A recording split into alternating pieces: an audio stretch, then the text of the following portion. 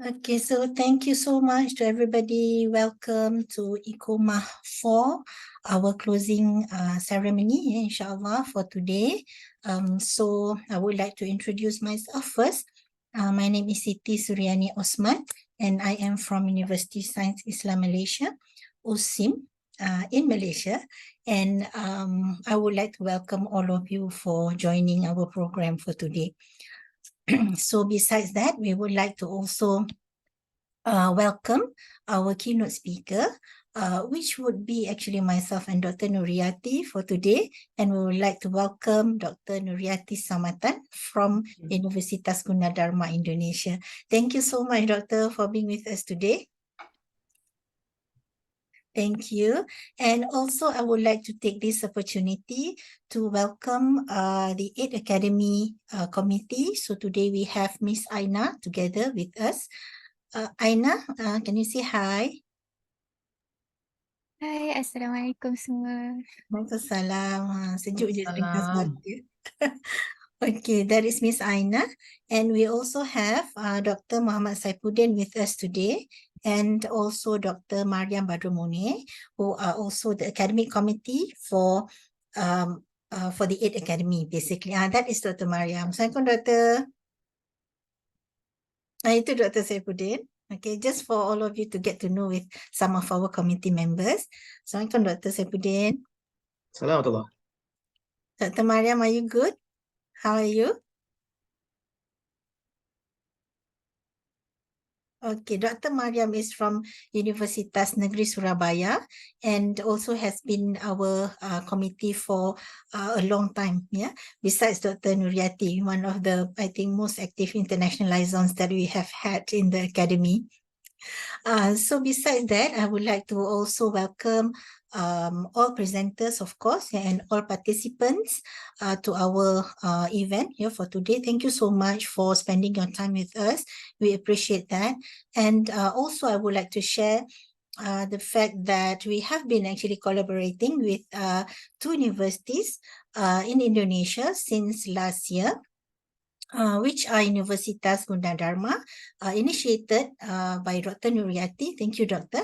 And also, we have signed an MOU this year with Universitas Negeri Surabaya, initiated by Dr. Mariam. So we welcome if, let's say, there are any bodies or agencies that would like to collaborate with us. But we are a private one, yeah, so you have to check the mileage for your collaboration. So if you need an international collaboration for a private body, then you can put us in the list. And also besides that, we would like to also at the same time congratulate all the 65 groups who present their papers in this conference. Yeah, so we have received 65 papers this time around, and we would like to congratulate all of you for presenting in our conference. And basically for next year, inshallah, because there are several people, Doctor, they're asking me like, are we going to conduct our conference physically, especially our colleague from Indonesia? They want to come to Malaysia and visit us during the conference. I see Muhammad Adli Rizki. Maybe one day Adli also can come and join us. Yeah, inshallah, Adli. And if, let's say, you can share some of your, maybe raise your hands for those who are interested to join us next year physically, I can bring this matter to the management. I think next year we're going to have one physical conference and also another online, fully online conference. So you can choose. Yeah, but which month that we're going to do that, I will inform that through our website. And of course, Dr. Nuriyati and Dr. Mariam and our committees from Malaysia, Indonesia, we will inform the dates to all of us. Okay, and that is about what we plan. And also at the same time, I would like to share the link of our next conference, just in case if you still need to present in a conference for this year, the KPI matters. So I share in the chat box the next conference, which is ICCOMAH. Basically, the rate and everything is the same, and it's still fully online for this time around. So this would be in November, and I think we have started only calling for papers as well. Oh, I can see Dr. Norailis. Thank you, Dr. Norailis. Dr. Norailis is actually our co-director for this program. Associate Professor Dr. Norailis Abdul Wahab from USIM as well. And so for your information, basically, the AID Academy, we try to collaborate with academics from different universities. So basically, I'm from USIM, Dr. Norailis is from USIM as well.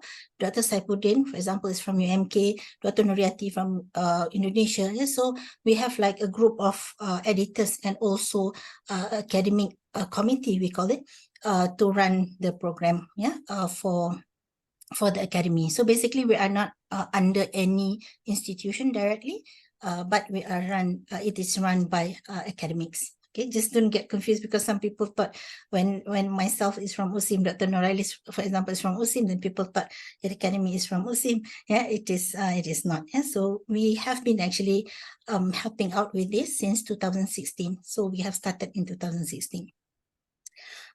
Okay, and and the concept, I just would like to share this, the concept of this event today. Okay, this is actually the closing ceremony for our international conference, ICCOMAH. Yeah, so this is the 4th year we organized ICCOMAH, and we started ICCOMAH with in the physical form. Yeah, but we started to do it in 2020 in online form.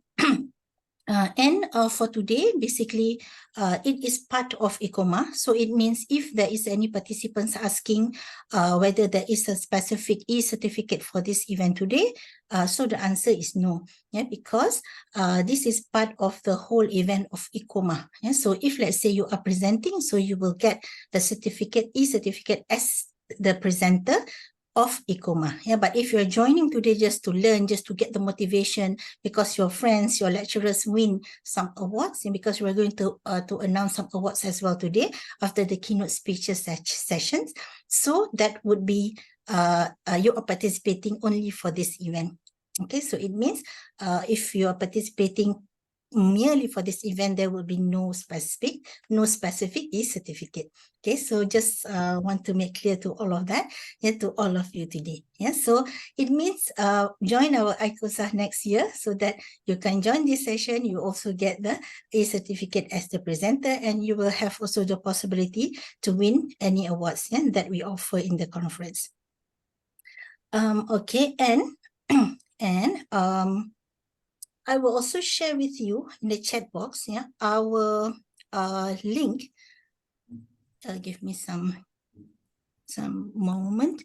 The link for in our website, basically, that you can check later whether you win any award or not. So at this moment, if you open that, the link, if you open the link, you will see some information that is still not filled. So you will see the playlist of all presentations. So the playlist, we will include all 65 presentations in one playlist, and we will put the link of the playlist over there. Yes, so you will get this playlist openly here for you in, I think, 1 or 2 days time. Okay, and also we will have the main award winners. Or I think we have about 10 awards, awards for this conference, and also the para session for the best presenter for each para session. Okay, so basically for main awards, you will receive a plaque that we will post. But if you are international, so we will send a virtual plaque for you.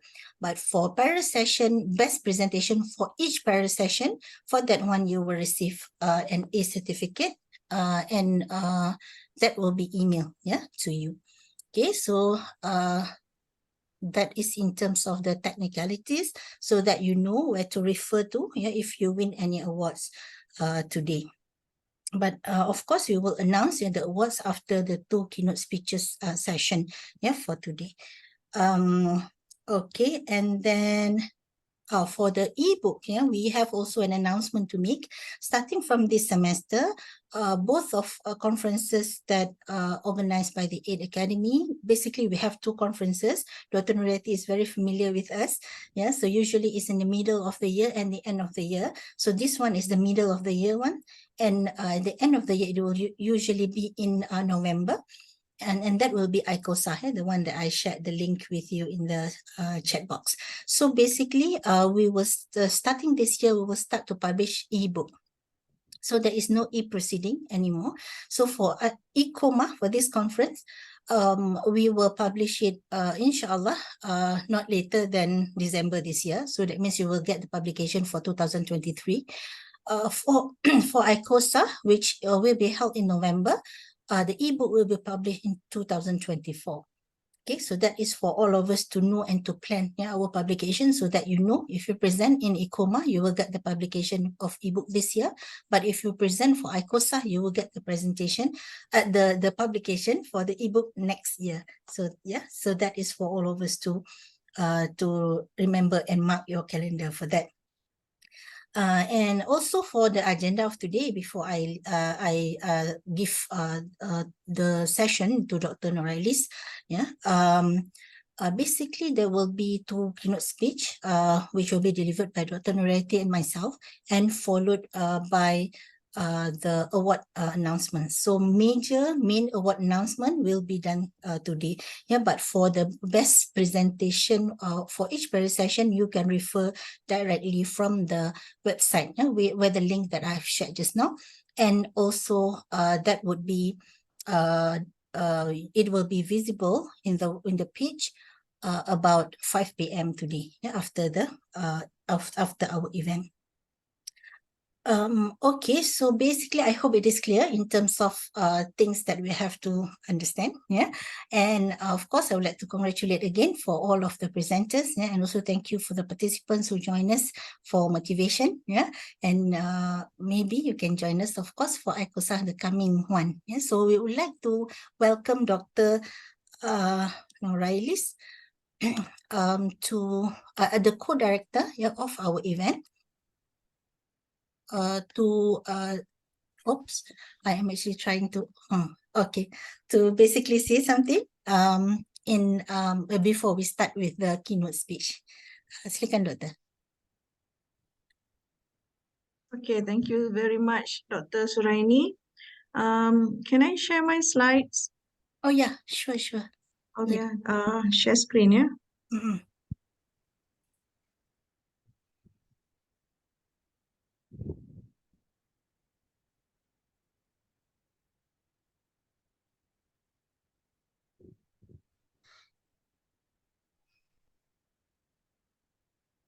Okay, thank you so much, everyone, for being here today. And Alhamdulillah, all of us have been given the opportunity to jointly in one of the program organized by AID Academy by this third quarter of 2023. Okay, so I think most of us have seen the schedule, right, for the presentation. And then if you realize that this time the participation was dominated by presenters from Malaysia and Indonesia. So it seemed that we have close cooperation network between between researchers in both countries, and a very good special connection, especially with Gunadarma University, Jakarta, and Surabaya State University. I'm sorry if I wrongly pronounced the university name, but those that I are aware from while review those ebook chapters. And it seemed that results of efforts from participants, especially the presenters and the authors, to document research materials and publications, which for most of us are among the key performance indicators for everyone here. And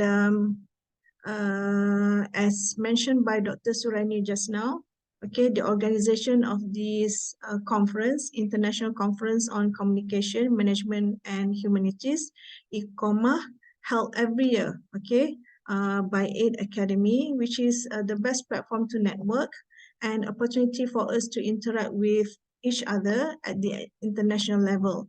Okay, as maybe some of you have heard that last month,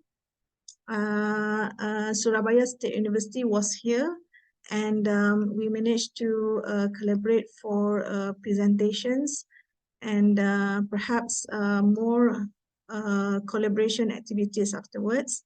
And as an aid organizer, Aid Academy has opened up opportunities for 18 presentation groups, okay, for today's presentation, okay, for today's program.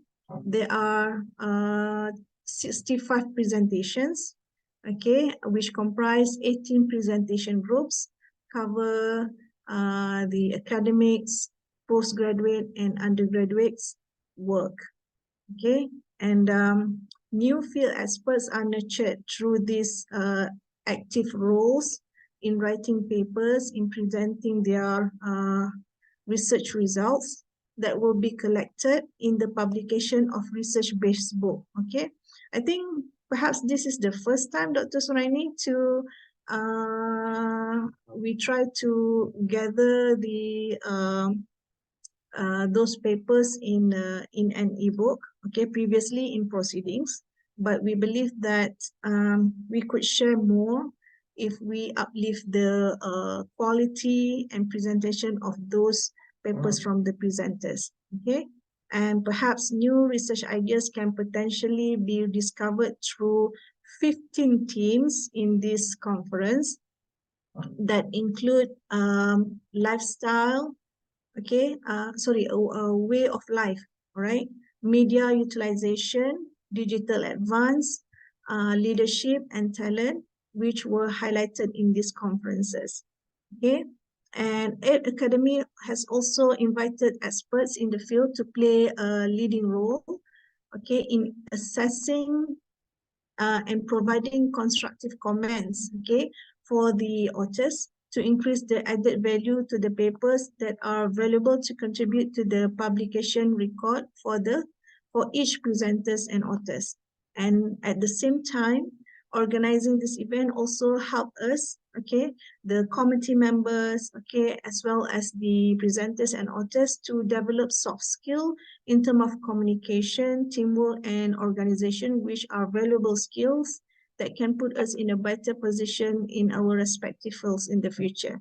Okay, last but not least is the infinite appreciation to the presenters, participants, committee members, all right, and who have given very strong support to this International Conference on Communication, Management and Humanities, or ICCOMAH for 2023. And indeed, experiences and knowledge gained through this period has given meaning and differences. Okay, so as you can see from the slide, these are the merits, okay, if you want to try to utilize this platform or this conference for your future career, which was mentioned by me just now, which is key performance indicators, platform for network, platform for future career, as well as new talents.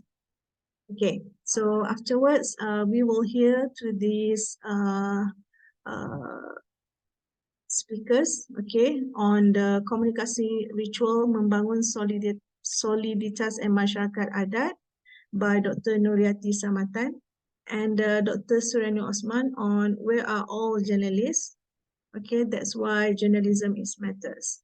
All right, and as mentioned in previous speech, so this would be the recommended events or platforms, okay, for future presenters as well as the authors, okay, organized by Aid Academy. So you may want to plan with your students or among the academicians, okay, what to present for these particular conferences, right? And thank you so much, everyone, from us.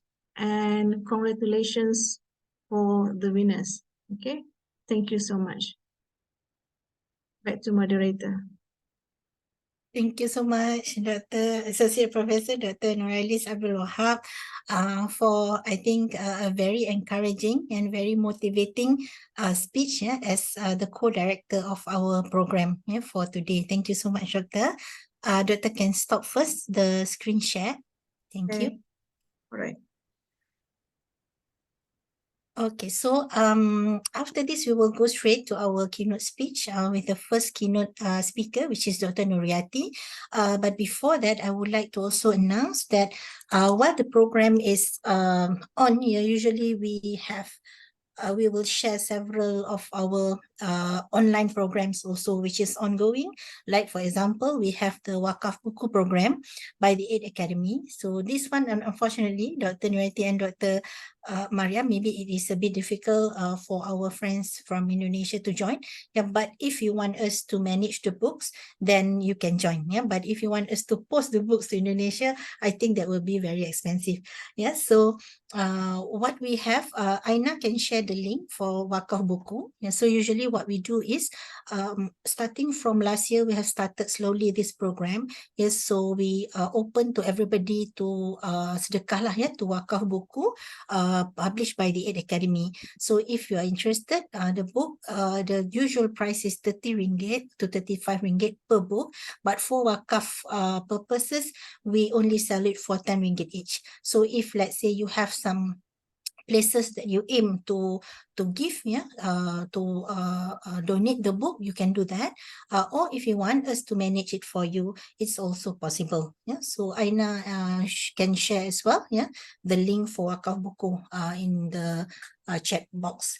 And besides that, we also have flat rate books. Yeah, this is not meant for Wakaf. This is meant for our program, which is it is actually meant for I mean, all of us. Yeah, if you are interested to have some of our books, we have Dr. Saipuddin also as one of our editors. For example, Dr. Alice always writes for us and share a lot of stories. Yeah, so if you want to hear and listen some of the stories from them, these are all real stories. Yeah, this is not fake stories. These are all real stories that we can make it as our guide in life, for example. So you can have some of our books. So we have it also flat rate in flat rate until 12 o'clock, 12 o'clock midnight.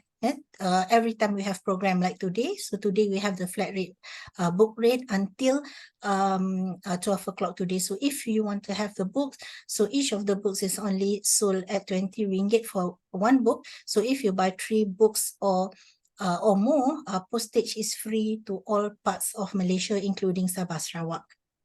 Okay, so Aina can share that as well, the flat rate Google form. Yeah. And of course, we will also share the link for the Google form for all of the presenters to fill in later. If you win any awards and you want to order extra plug, if you win, of course, your whole group will receive one plug for free. Yeah, for local participants. But if, let's say, you want to add, so you can fill the Google form. Yeah? And also the Google form, you can also fill that if, let's say, you want to separate your name from the certificate. So sometimes the purpose we do this is sometimes you need a particular emphasis in the project. For example, if you are the presenter and you want to emphasize that, so because the certificate or the e-certificate that we are giving out it contains all your names in one, all the group members in one certificate, in one e-cert. Yeah, so you can split your name if you want to split it for any purpose lah. Yeah, especially I think for promotion and everything related to your career. So you can do that as well. So we will share that also later. Yeah, and oh, Aina already shared that. Okay, so those are some of, I think, important links, yeah, that we can share, and we have to share with all of you today. Okay, so I will introduce, yeah, our next one is, I think this is what we are here for, basically to learn, yeah, from each other. So it's Dr. Nuriati's turn as the first keynote speaker, who will speak about komunikasi ritual membangun soliditas dalam masyarakat adat. Dr. Nuriyati Samatan is from Universitas Gunadarma Indonesia. So if you want to collaborate, if you want to have any project with Dr. Nuriyati, so that's the email. You can copy that out. And I would like to introduce Dr. Nuriyati as well to all of you. So she is currently the Dean of Fakultas Ilmu Komunikasi, Universitas Gunadarma, Jakarta, Indonesia.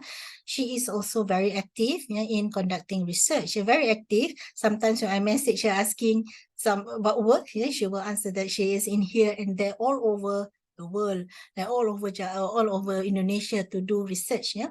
And also she is a graduate from Universitas Muslim Indonesia in Dakwah and also from Universitas Muslim Indonesia in Dakwah and social communication for both S1 and S2, degree and masters, and continued her doctoral studies from Universitas Pajajaran in konsentrasi ilmu sosial. Dan she has been teaching for 28 years, and has been the docent Ismail has been a lecturer since then. And she is also an international editorial board for our journal, which is International Journal of Communication Management and Humanities, and has published a lot extensively in the field. So we would like to welcome we would like to welcome Dr. Nuriyati Samatan, and I will stop sharing so that you can share yours. Thank you, Dokter. Silakan, Dokter. Thank you, Dr. Siti. Assalamualaikum warahmatullahi wabarakatuh. Thanks for the opportunity today. I will do a presentation about my one of research and the title in Indonesian language, and I will be presentation in Indonesian language.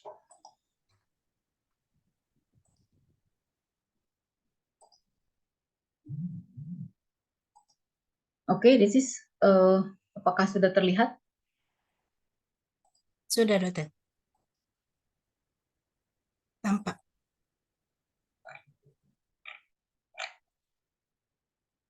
Oke, thank you. Assalamualaikum dan selamat siang. Pada hari ini saya akan mempresentasikan salah satu dari bagian penelitian saya yang telah saya lakukan dan sebagai tim telah melakukan dalam 3 tahun terakhir dari tahun 2021, 2022, dan 2023, dan berorientasi pada etnis, dan etnis itu adalah etnis Banggai berada di Sulawesi Tengah. Bagian ini akan saya bahas tentang komunikasi ritual membangun soliditas dalam masyarakat adat. Masyarakat adat yang kami maksud di sini atau yang saya maksud di sini adalah masyarakat adat Banggai yang berada di Sulawesi Tengah, berada di bagian Kepala Burung Sulawesi Tengah di bagian timur. Masyarakat adat itu menempati 3 kabupaten, Banggai, Banggai Kepulauan, dan Banggai Laut. Pendahuluan, komunikasi ritual merupakan sebuah fungsi komunikasi yang digunakan untuk memenuhi jati diri manusia sebagai individu, sebagai anggota komunitas sosial, dan sebagai salah satu unsur dari alam semesta. Komunikasi ritual erat kaitannya dengan komunikasi ekspresif yang biasanya dilakukan secara kolektif. Komunikasi ritual juga bersifat ekspresif. Kegiatan ritual memungkinkan para pesertanya berbagi komitmen emosional dan menjadi perekat bagi kepaduan mereka sebagai pengabdian kepada kelompok. Unsur penting dari kegiatan ritual tersebut bukan bentuknya, melainkan perasaan senasib sepenanggungan yang menyertainya. Perasaan yang terikat, diakui, dan diterima oleh kelompok, bahkan oleh sesuatu yang besar dari dirinya sendiri yang bersifat abadi. Menurut Watch, komunikasi dalam perspektif ritual diibaratkan sebagai sebuah upacara suci dan mengharuskan komunikan untuk ikut mengambil bagian secara bersama. Keterlibatan komunikasi dalam proses ini diibaratkan seperti bermain dalam suatu drama yang suci, karena hal-hal yang dianggap suci ini mengandung hal-hal yang dianggap sakral. Ritual-ritual yang dilakukan banyak menggunakan simbol baik yang berbentuk verbal maupun non-verbal. Dan dalam situasi ritual simbol adalah gambaran penting yang membantu jiwa yang sedang melakukan pemujaan untuk memahami realitas spiritual. Di sini ada Jamari yang membagi ritual dari dua sisi, yaitu segi tujuan dan makna. Dari segi tujuan, ritual dilakukan untuk mendekatkan diri kepada Tuhan agar mendapatkan keselamatan dan rahmat. Ada juga yang tujuannya meminta ampun atas kesalahan yang dilakukan. Tulisan ini akan menganalisis mengenai komunikasi ritual dalam membangun soliditas masyarakat adat. Ritual yang akan dibahas adalah ritual Mabangun Tunggul atau membangun bendera in Indonesian language. Adalah sebuah ritual yang dilaksanakan oleh masyarakat adat Banggai di setiap 6 tahun, 6 bulan, dan 6 hari. Jadi mereka melakukan ritual itu yang disebut dengan Mabangun Tunggul adalah dalam waktu 6 tahun, 6 bulan, dan 6 hari. Filosofinya dari 6 tahun, 6 bulan, dan 6 hari ini adalah mengikuti ayat-ayat Al-Quran yang tertera, yang ada dalam Al-Quran, yaitu 6.666 ayat. Kemudian kajian teori yang digunakan dalam kajian ini adalah komunikasi ritual James W. Carey yang membagi komponen komunikasi ritual atas individu, masyarakat, dunia sebagai simbol, dan dunia sebagai objek. Kemudian metode penelitian ini adalah sosioetnografi dari Creswell yang dibagi dalam yang pertama adalah menggambarkan, kemudian menginterpretasikan pola perilaku, kepercayaan yang dianut, kemudian mempelajari dan budaya dalam kelompok tersebut. Kemudian kelompok budaya yang dianalisis adalah komunitas budaya Banggai di Sulawesi Tengah. Kemudian unit analisis adalah ritual Mabangun Tunggul atau membangun bendera, mendirikan bendera. Kemudian metode yang dilakukan adalah observasi, FGD, dan wawancara mendalam yang dilaksanakan sejak tahun 2021, 2022, dan 2023. Kemudian penelitian ini berlangsung dari support dana Kemenristek BRIN dengan pendanaan multi years. Kemudian hasil dan pembahasan. Di hadapan Bapak dan Ibu semua, ini adalah gambar tentang iring-iringan kapal layar yang membawa bendera tunggul. Ini namanya bendera tunggul. Bendera-bendera hias yang ada di sini adalah simbol-simbol dari bendera yang digunakan.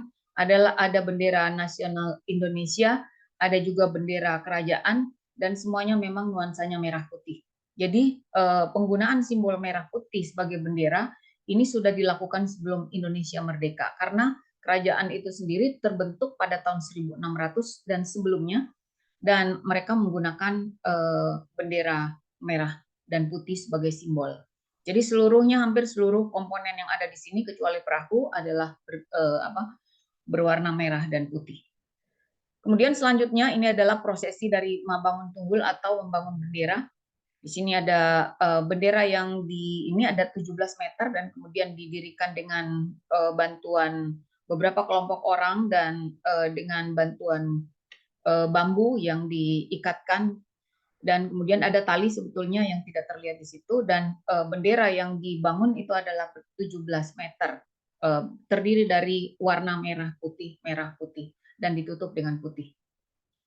Kemudian ini adalah gambar dari bagian dari ritual ketika pembawa bendera sudah pulang kembali ke tempatnya, tempat bendera tersebut. Ini ada iring-iringan beberapa orang tua yang membawa bendera, dan tempatnya itu tetap dipayungi. Jadi di sini ada payung hitam itu pertanda di bawah itu ada tempat bendera sakral itu.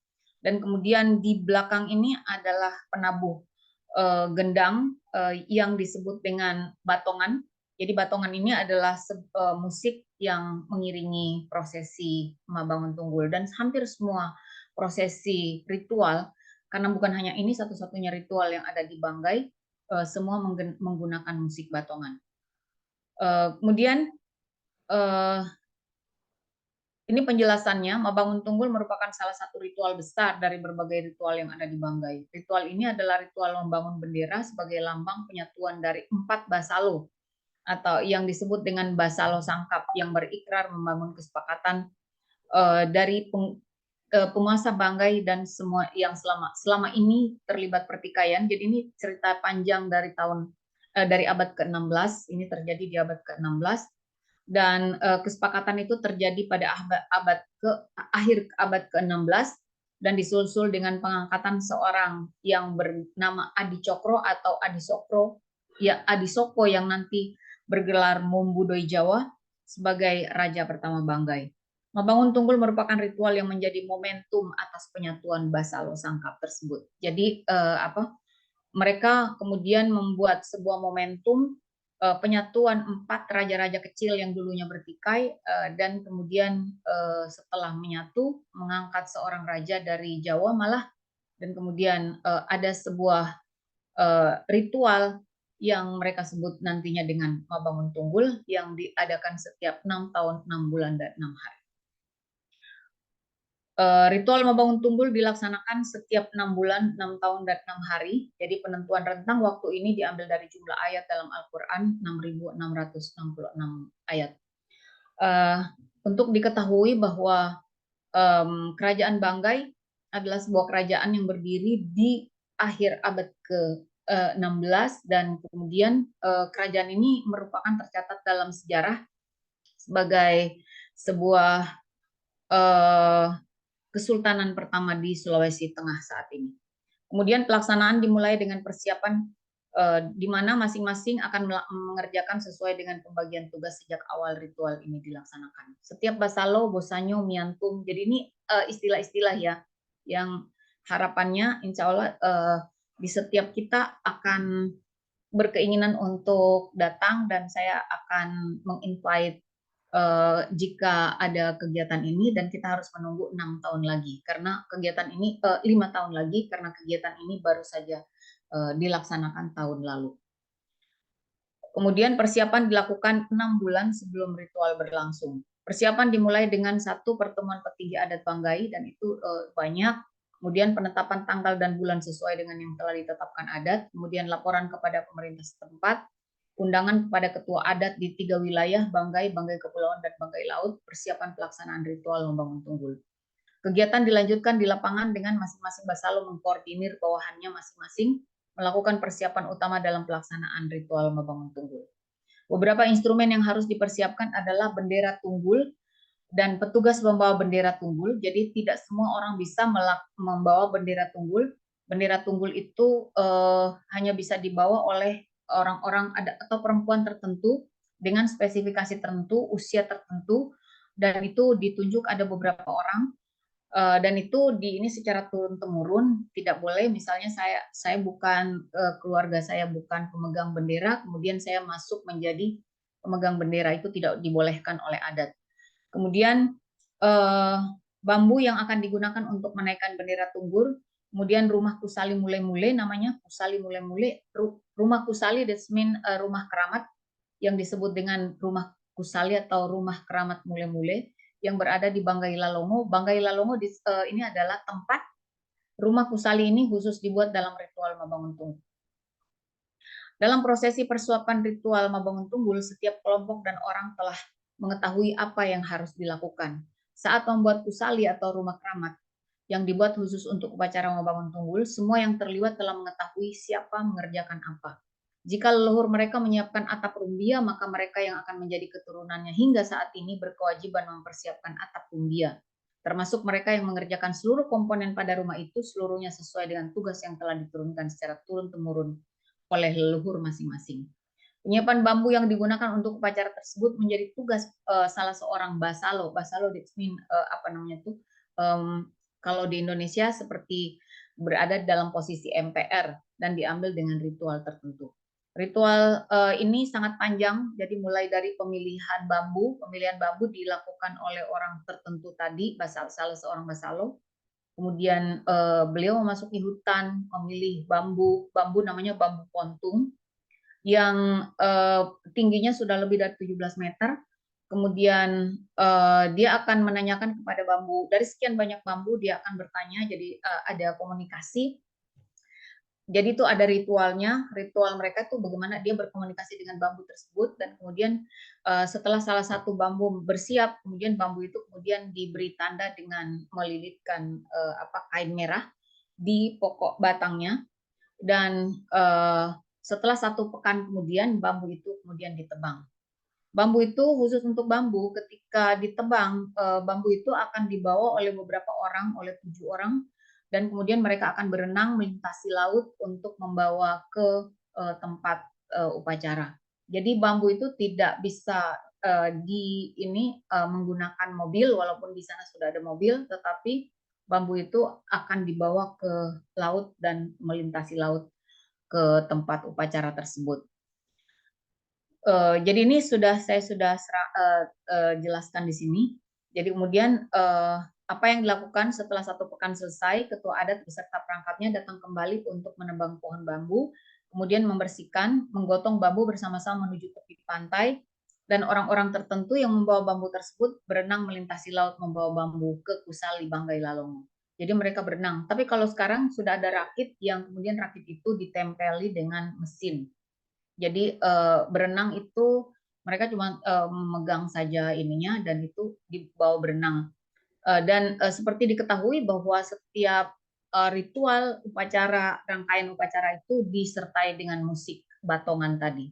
Musik batongan diyakini sebagai sebuah musik magis gitu dalam upacara ini.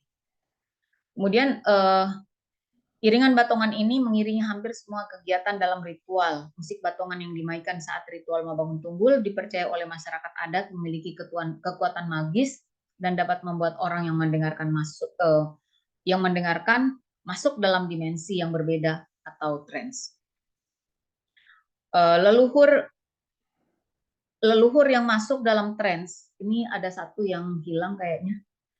Akan berbicara dimulai dari sejarah keberadaan Pulau Banggai, asal mula orang Banggai, tentang mata pencaharian dan banyak lainnya. Masyarakat Banggai sangat percaya terhadap petuah yang disampaikan dan menganggap proses tersebut sebagai sesuatu yang sakral, berharga bagi diri, keluarga, dan masyarakat Banggai secara keseluruhan.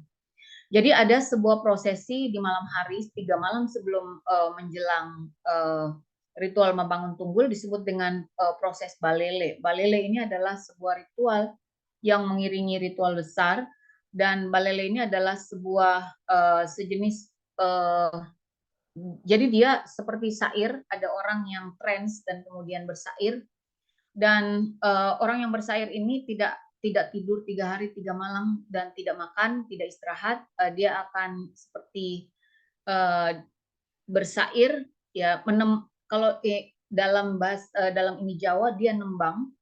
Dan kemudian itu berlangsung selama 3 hari 3 malam. Dia akan bicara banyak hal tentang sejarah, tentang masyarakat Banggai, orang Banggai itu seperti apa, masa lalu, masa kini, dan masa akan datang.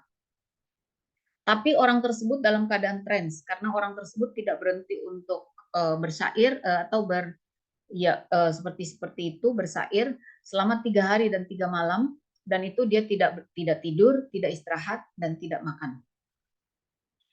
Jadi ini balele, ini terbalik ya, karena ini sudah ini sama tim. Jadi ini terbalik harusnya dari awal ini. Jadi balele itu merupakan proses masa persiapan di mana Mabangun Tunggul itu hampir rampung. Orang yang balele itu seperti kerasukan roh leluhur yang kemudian bernyanyi dengan syair pembuka tertentu. Syair selanjutnya berisi sejarah Banggai, informasi yang didapatkan sangat beragam.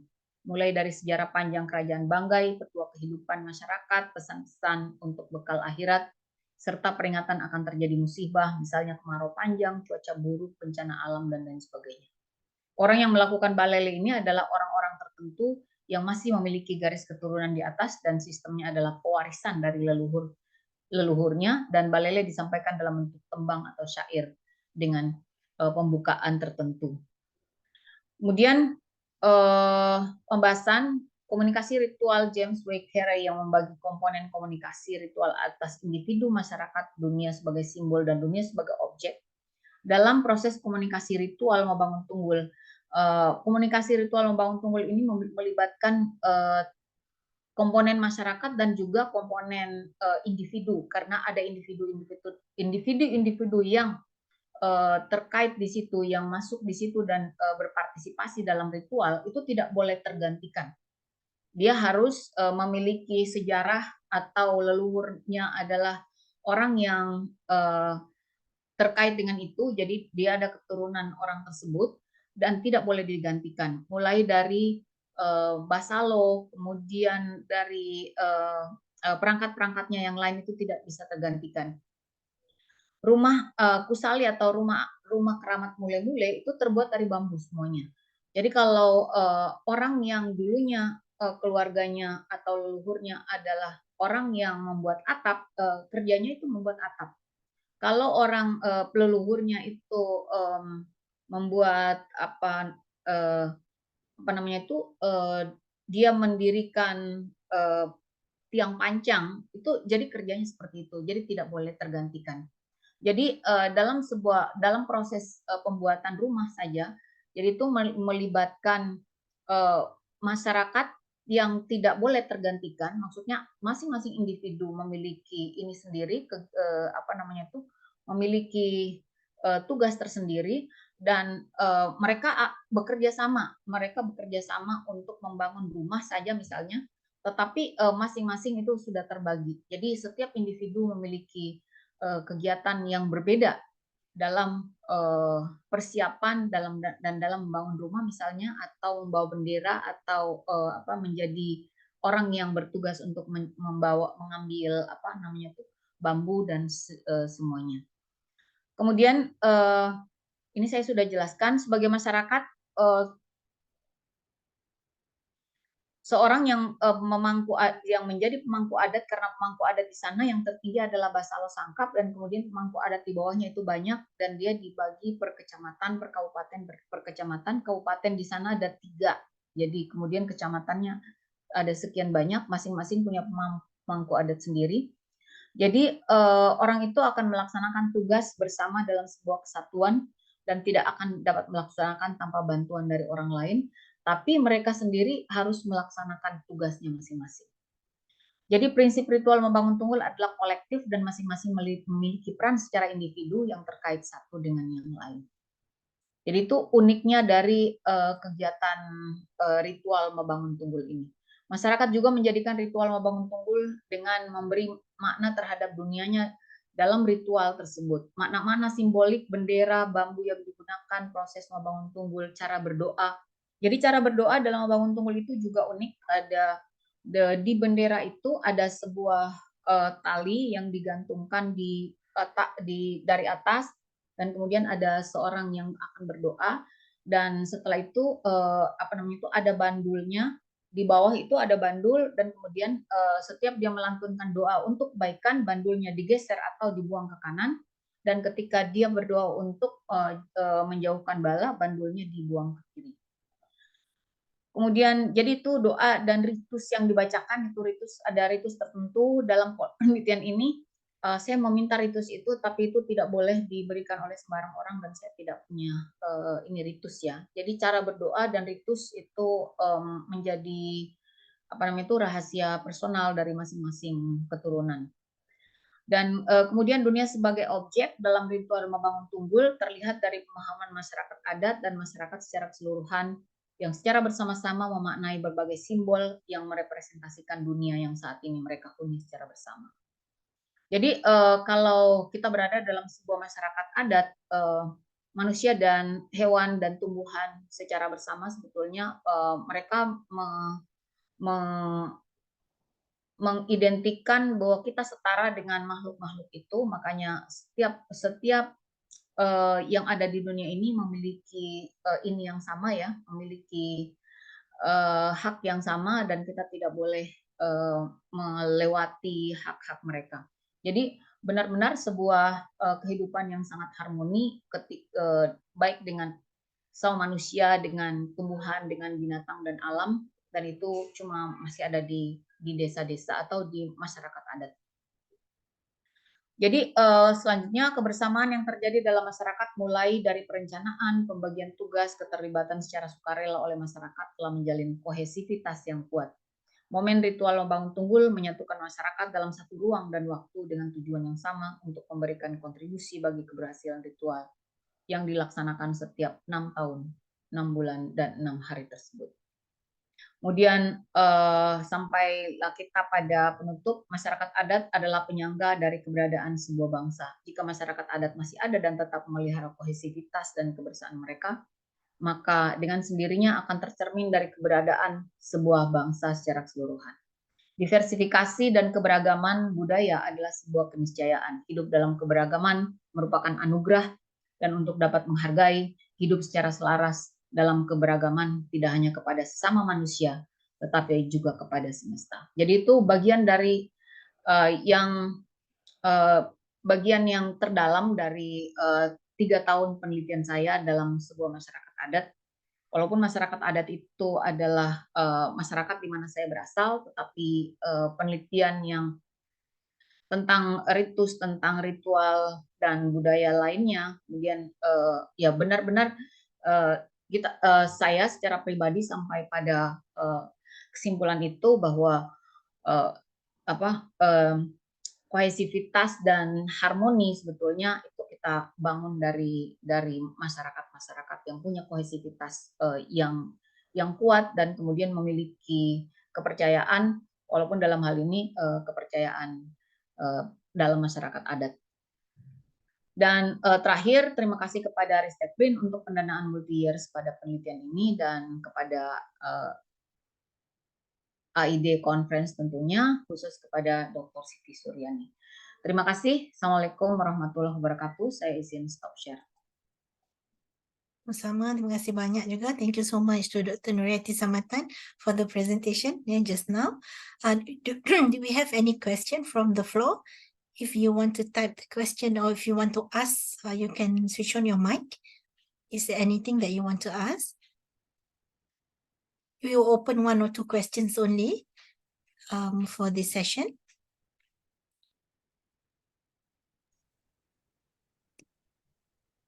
No question? So seems very clear, Doctor. Yeah, it's also clear also for me. So I will not also pose any questions. Yeah, thank you so much, Dr. Nuryati, for the presentation. I'm sorry, my voice is like reducing and reducing. Okay. So I think we can continue if we don't have any questions to the presentation just now. Actually, for the next keynote speech, I will try to deliver, which is as the second keynote speaker. And for those in this conference who are not coming from communication background, you might feel that, oh, why do we have like 2 keynote speakers from communication? Actually, we have a plan for you to have Dr. Nuryati from communication field and also another keynote speaker from economics field. Yeah, but the other speaker from the economics field, she has had an accident at the last minute. Then she cannot make it, and we just knew about it 2 days back, and therefore you will have another talk on communication as well from me, because my field is in journalism, yeah, which is in communication. So Dr. Nuryati has presented just now something which is research-based. I think something which is very rich in terms of the data, because it has been conducted qualitatively for 3 years. Yeah, so it's really a lot of information, and I think the one that Doctor presented is maybe the most recent one out of the 3 years of research. But for my part today, I will not present any research findings. Yeah, but I will try to share something practical. Hence you can see from my title. Yeah, I will share my screen as well. Yeah, which is basically I want to show on the importance of all of us as writers, and how we can actually play our role more ethically when we write. And so that's why we try to pose this question. We are all journalists. And if you see grammatically, it is wrong. It is not we are all journalists and a question. It should be, are we all journalists? Yeah, but I pose this question in such a way which is I think it is more conversational in the sense that when we ask questions ourselves, we will ask like, saya ni journalist ke? We are all journalists. Am I journalist? You know, so that is purposely done. Yeah, that is purposely done so that the question sounds more conversational. So that is one thing, yeah, in terms of the title and in terms of why you have like two communication talk, yeah, from media studies, yeah, from communication background today. And also before I start further, I would like to also inform, yeah, before I start with the whole thing, that I refer for this talk, yeah, I refer to general references, yeah, for this, because I know that not all of you come from communication background. That's one thing, and also because this conference is not a focused, narrowed conference in journalism, so I understand that I do not speak to communication scholars, to journalism scholars. So because of that, you can see that I basically refer to encyclopedia, yeah, so that I can send my message. I hope will be easier basically for you to understand, because it is taken not from something very specific, yeah, from journals and everything. Okay, so that is another thing that I want all of you to understand as well, yeah? So that I can speak in layman's word. If you are not from communication, you can still get something as well from this talk. That's what I mean. And basically, yeah, besides that, I would like to also promote, yeah, the reason of having this topic for me to share today is I want to promote that everybody can write good things and also share those good things. So it means that even if you are not trained as a journalist, and you don't have to be trained also as a journalist, yeah? If you're not into that, you don't have to be a journalist, because everybody can write now. Yeah, if you are from economics, yeah, like Dr. Alice, yeah, from economics, that she can write well, yeah, or from any of you who are not from journalism, not from communication background, but if you want to write and share something, obviously you can do that. And we would argue that basically if, although we are not coming from any communication background or media studies or whatsoever, if you know the ethical foundations, ethical principles in writing, then you can still share something good to the society. So basically, I hope that would be the takeaway, yeah, from my sharing today. And yeah, I will introduce myself a little bit, because I'm also the MC of the program, Dr. Nurati, so I have to introduce myself. Tak ada moderator dah introducekan. Yeah, okay, so this is my full name. So I did my PhD at Nottingham Trent University. So basically, I'm a senior lecturer at my program, communication program, Faculty of Leadership and Management, USIM. And also I'm an alumnus, yeah, from University Kebangsaan Malaysia and also University Technology Mara. So I did some research on journalism, basically on Malaysian journalism, both print and online. And also I have some small experiences as well, yeah, as visiting scholars, as a visiting scholar at Sherman University, China, Sherman University, Malaysia, and also a visiting scholar at Universitas Shah Kuala, Aceh. And also some awards, yeah, in writing and also in innovation, and also some awards at conferences as well, including one of the conferences at organized by the Aid Academy as well, yeah, NACOS, yeah, but now we don't have NACOS anymore. We have ICCOMAH and ICCOMAH only, yeah, but last time we used to have NACOS until NACOS 5. And also in terms of writing, because basically what I do is writing. I write and also I teach writing. So I was also I got this opportunity, yeah, before, as appointed as the guest writer at the National Professors Council, although not a professor yet, yeah, but has been given the amanah lah, yeah, to write and publish under the name of National Professors Council or Majlis Professor Malaysia. That was in 2017-2018. And also I've had experience as well as a columnist at a national newspaper in Malaysia known as Berita Harian. And I have published, Alhamdulillah, so far about 400 feature stories in Malaysia, China, and also Taiwan. And of course, for academics, like all of us, those who are in the academic field, we have to write, and that is one of the KPIs. And we write in academic writing, and also we write in other genre as well, especially for those who are into creative writing. So I established USIM Writers Pool UWP in 2017, and I'm currently the founding director of UWP, which aims to encourage academia to publish beyond academic writing and contribute back to the society through the democratization of knowledge. So that is my email. So if you want to contact me for any collaboration or whatever that you want to ask, if I can answer, then I will. So that's my Gmail and also my official email.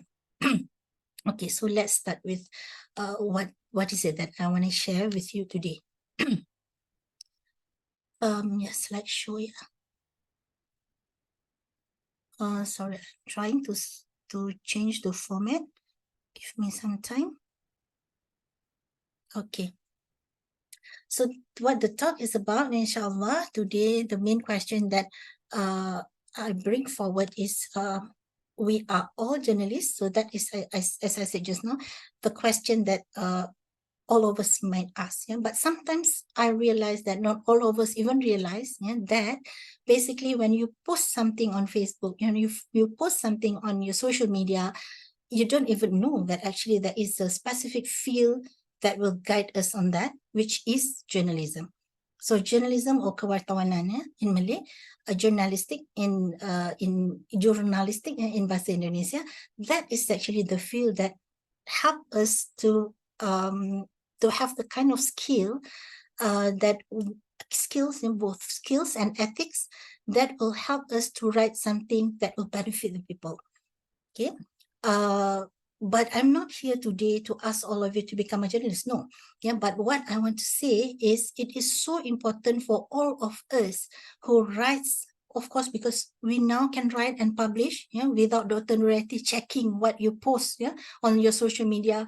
Your lecturers don't have to be the editors. You can publish at any time you want. Yeah. So it means basically, technically, all of us are journalists. That's the thing. Okay? And because of that, it is so important for all of us to know some ethical principles related to writing and publishing.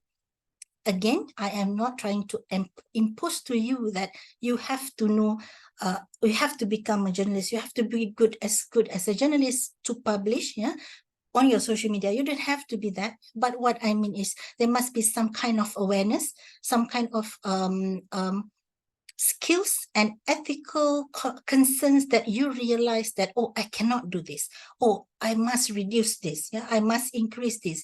That kind of thing, so that whatever that you post, it will be good for you. It will be good for the society. Okay, so that is the main thing that I hope you can bring that as the main takeaway from this talk. And as you can see in the title, we are all journalists. That's why journalism matters. So now, because everybody can write, everybody can publish at a lot of platforms for free without any editors. So that's why journalism becomes much, much more important than before. Okay, so I hope you get that first, at this point. And then it's more or less journalism is like Asia lah, Dr. Nuriyati. Everybody can fly. It's very cheap now to fly as compared to before. Garuda, MAS, all still expensive, but we have a lot of low-cost carrier now that can bring us to overseas in a very low fares, for example. So it's more or less journalism is like that. So it's an everybody's business. Everybody can write, can publish without editor. You don't have to be a professional journalist, but you can still publish. So that's basically that we want to highlight. All of us need to be responsible with what we write, and because now all of us can write and publish. So basically we will talk about, I will try to introduce to you who is journalist, what is journalism itself, why people tend to be negative to reporters, why journalism matters, and why all of us are considered as journalists. And that's why journalism matters, where I will try to highlight on some ethical aspects in journalism. Okay, so who is journalist? Okay, basically, if we take this one, I take it straight from this websites. Yeah, American Press Institute. It defines journalism as an activity of gathering, assessing, creating, presenting news and information. It is also the product of this. It means the process of getting information, going to the field, interview people, for example. That's what journalists do.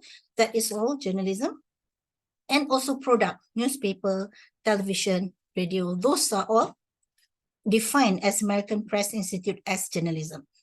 Okay, so process and product, both. That is journalism. But 2 decades ago, the question to this, the answer to this question is very straightforward. If, for example, I work with Berita Harian, so I'm a journalist. If Dr. Nuriati works for Kompas, of course, she's a journalist. Yeah, but if we are not, last time, then we are not journalists.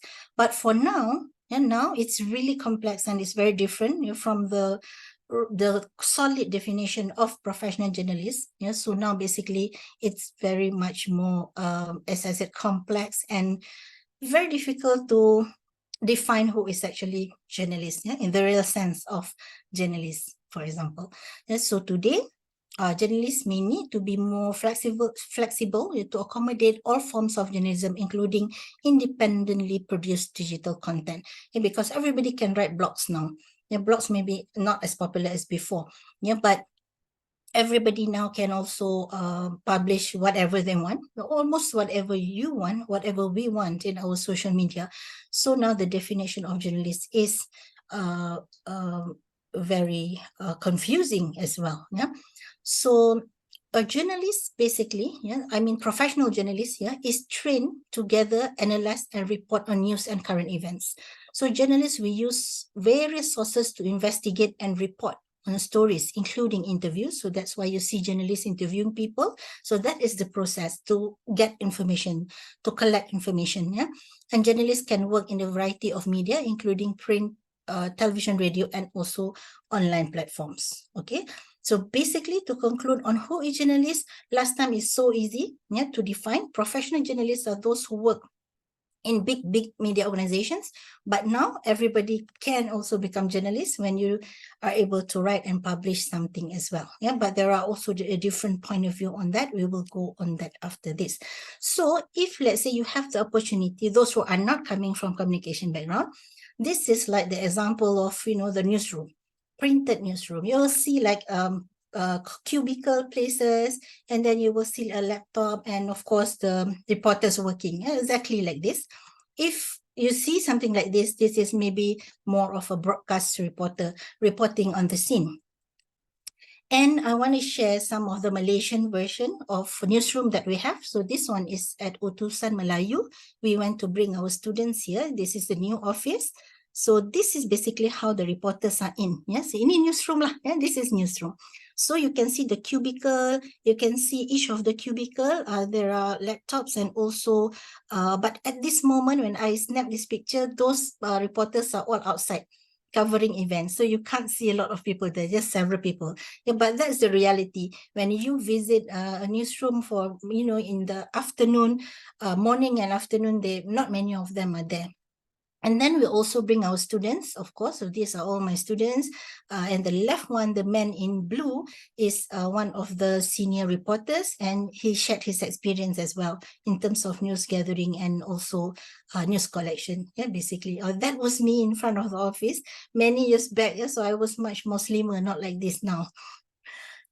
And also this is a very senior trainer, reporter trainer as well, and giving some activities also to our students, in order to make them to understand the reality of workplace, the reality of journalism, from the experience of the real reporter. And these are my students who did their practical training internship at Utusan Melayu as well. And our trip was published at Utusan Online by the Utusan reporter, and this is actually our team at that time. And we went here, I think, in 2018 before the COVID. And this one is another newsroom. This one is also a popular newspaper for those who are from Indonesia. Maybe you are not familiar with our paper's name. So the previous one just now, the newspaper's name is Utusan Malaysia.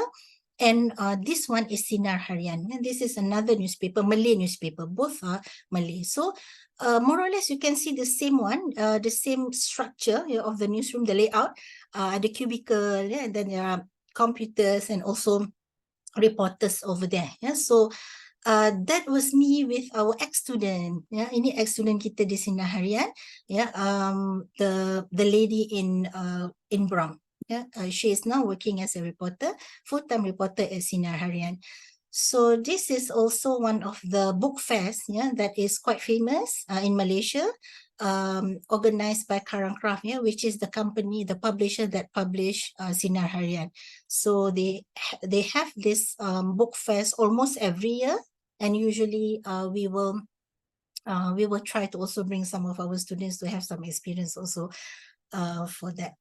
And this is Balai Berita, which is it situates the NSTP, the New Straits Times Press, and under NSTP they publish 3 major newspapers in Malaysia: Berita Harian, Harian Metro, and the New Straits Times.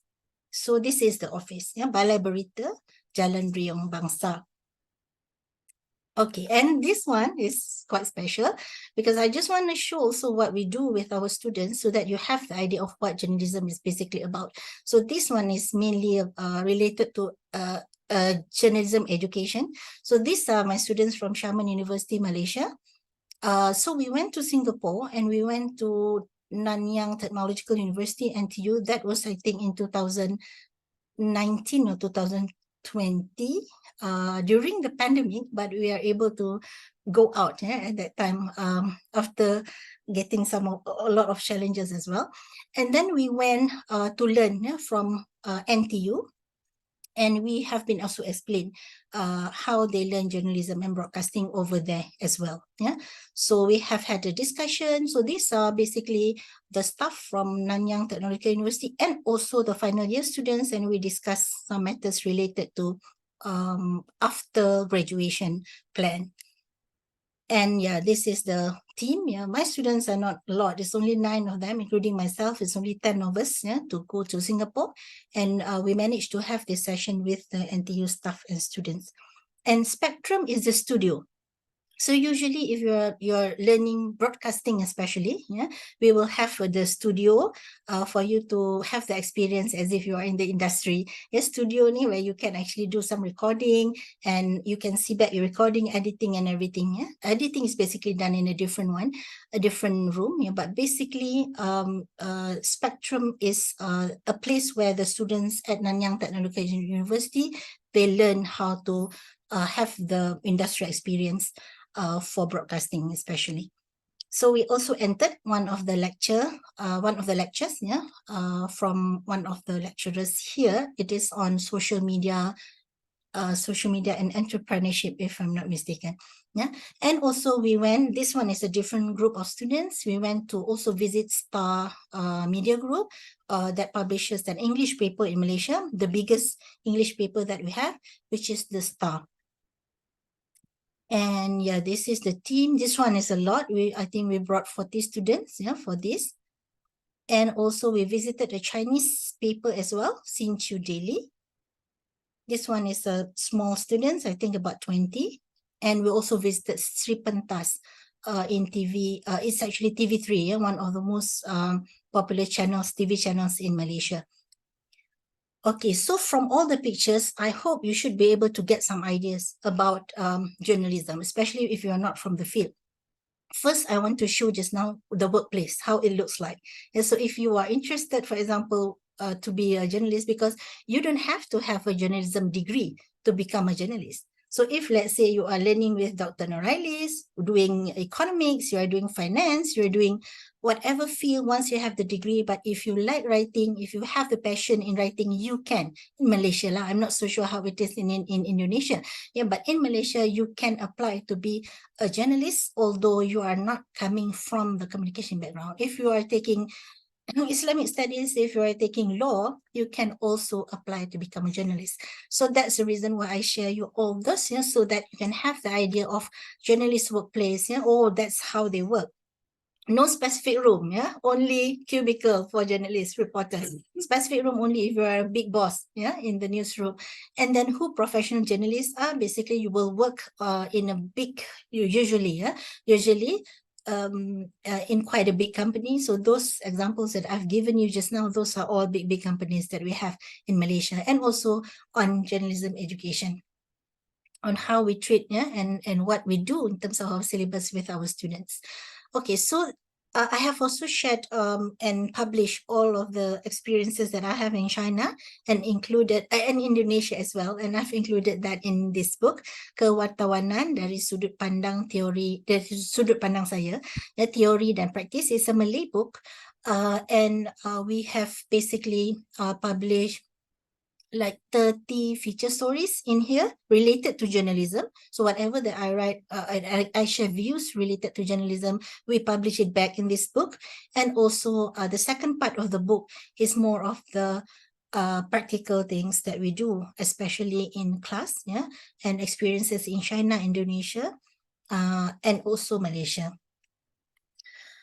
Okay, so that should give you the idea of what is journalists, who are journalists, and also it relates to the next one, which is what is journalism.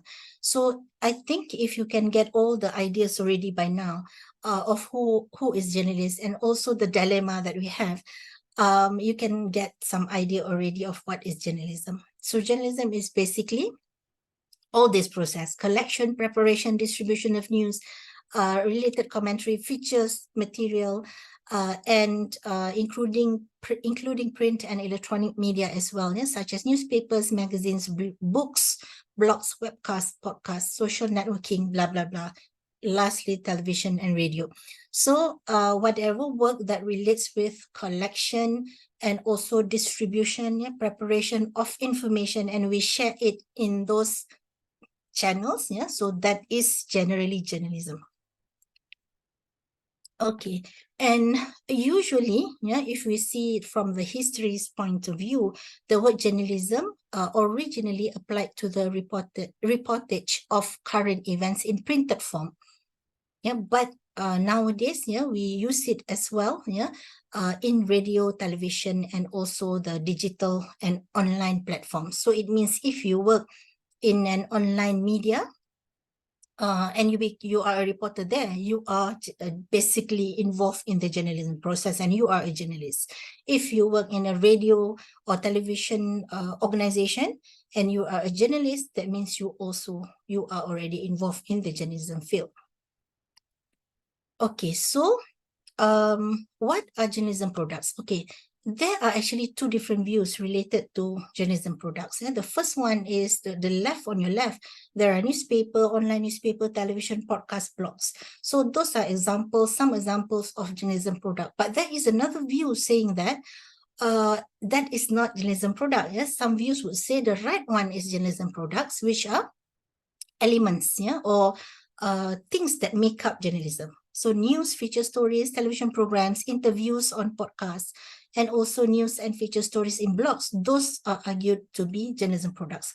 Okay, as for myself, I think both are correct, as long as it had all this, it emerged in the process of journalism. So I think it's acceptable to be journalism products. Okay, so journalism products are this, yeah, the whole thing. We can see the news Straits Times. So these are examples of Malaysian English and also Malay newspaper. You can see Harian Metro, you can see The Sun, you can see Berita Harian, you can see The Star and Utusan Malaysia, Sinar Harian. So those are some of the pictures, yeah, that I've showed just now, yeah, Utusan Malaysia, Sinar Harian, The Star, yeah, and also one or two more just now, yeah, from those pictures previously. Okay, so these are examples of journalism products based on one argument. Okay, another argument just now, yeah, the right one. Some views would say only, the elements in journalism like news, feature stories are considered as journalism products.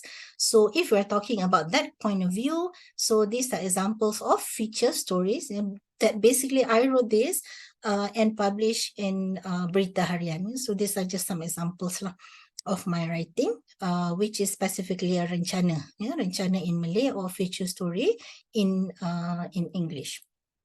Okay, ini what basically I am saying is that I want to show you who are journalists. Yeah, we have proposed that already just now.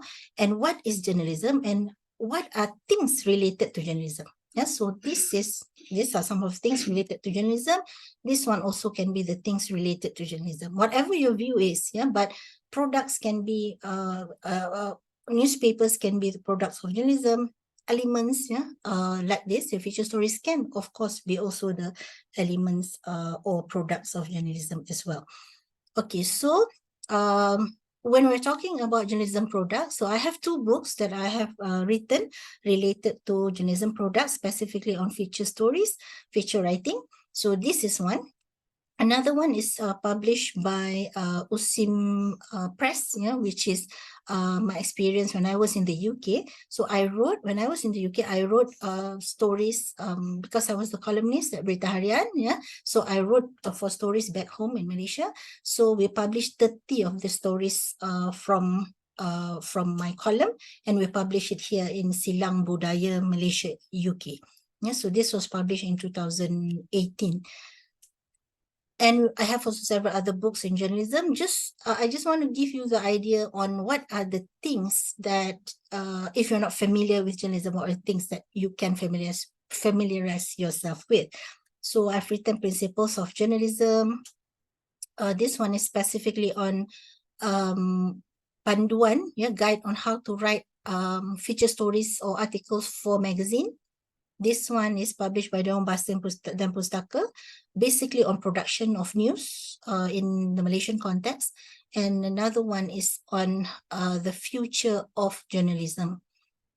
And some others are on evolution of journalism elements and feature writing, a basic guide for non-journalists, and also feature writing book as well in Malay, Bimbing dan Terbit.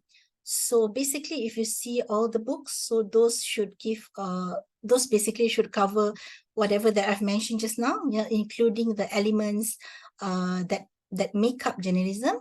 For example, news. In evolusi element kewartawanan, we also discuss about news in there. And in feature writing and bimbing dan terbit is obviously a skill book on feature writing. So, although it is offering, I have also some of my stocks juga buku Dr. Nuriati. So I'm taking this opportunity as well, to give us more special price for our participants from Malaysia. If you want to have some of the books, so you can have these books. So I still have some stocks for this. This is not 8 year stock. This is my own stock. So that's why I can give my own price for our program today.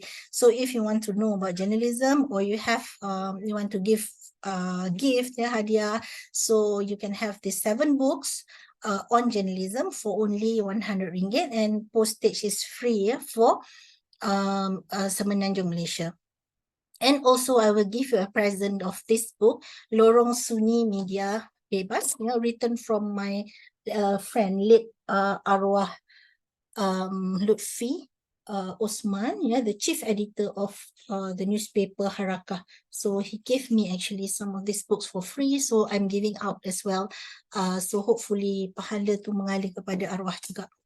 Okay, so you will get 8 books basically for the package of RM100, all 8 books about journalism.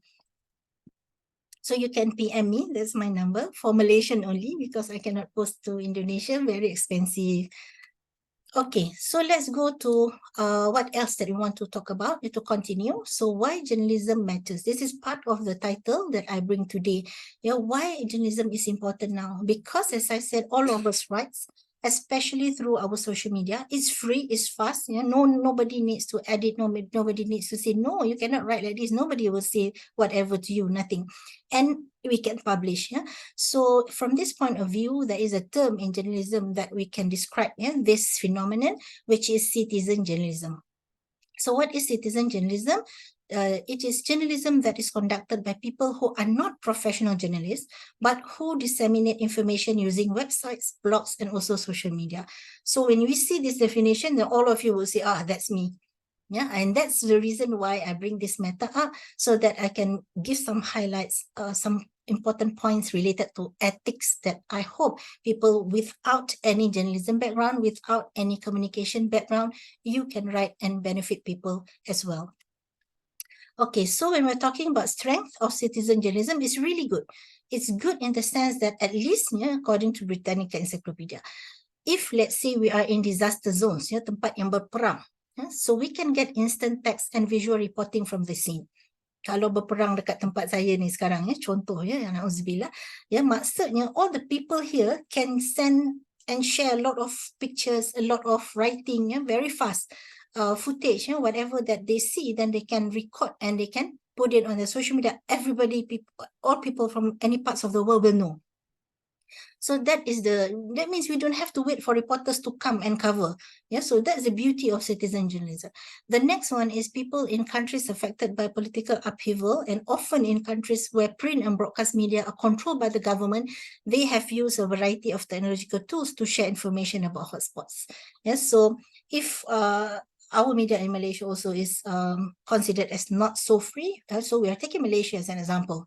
So if we're taking Malaysia, so it's very obvious that citizen journalists, they can play their role very much more, and people will get more information from citizen journalists. Okay, no need to wait from reporting from Utusan Malaysia, Berita Harian, and all that. Okay, but of course there are also weaknesses for citizen journalism. First is because they are untrained, this is related to both related, point 1 and 2. Because most of the writers are untrained, so they can produce fake news. Sometimes they don't even realize that they actually produce fake news. Because the definition of fake news also is a lot. There are typologies of fake news, defining fake news, 7, 8 typologies of defining fake news. Some people realize that they produce fake news, some people don't realize. So when the writers are untrained, probably they don't realize that they produce fake news already to the people. So who are we today? Asking who is a journalist is the wrong question, because journalism, as we have discussed before, can be produced by anyone. All of us are basically journalists. We are all citizen journalists basically now. At the same time, merely engaging in journalistic-like activities, snapping a cell phone picture, this is another view. Some people would say that when you snap picture and put on your Facebook, for example, on your Instagram, it does not define you as a journalist. It is so true. You are not a professional journalist, but you are probably already a citizen journalist. So when you are a citizen journalist, you have to know what are your roles. You have to know how you can play that role so that you can improve and benefit people, basically. Okay, so journalist places the public good above all else and uses certain methods. This differentiates professional journalists and citizen journalists. Like myself, I teach journalism, but I don't work in the newsroom. So let's say I take myself as an example. So I consider myself as a citizen journalist, for example. So I compare myself with my friend who is working full-time as a journalist at Utusan Malaysia, for example. So what differentiates myself and him is when he publishes something, so he will place the public good above all else. Public good, mesti orang ramai dapat benefit, basically that's it. And they use certain methods, especially verification. So that differentiates citizen journalists and professional journalists. Citizens don't really think so much about verification. When we get something, oh, this one can viral, this one is so interesting, then we just put it up on our social media.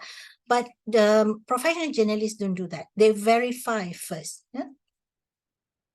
Okay, so it is very important for us also, I mean, everybody of us here in this room, in this program today, if you are teachers, if you are lecturers in whatever field, I want all of us to have some kind of awareness that remind our students and also expose our students to write to the media the correct way.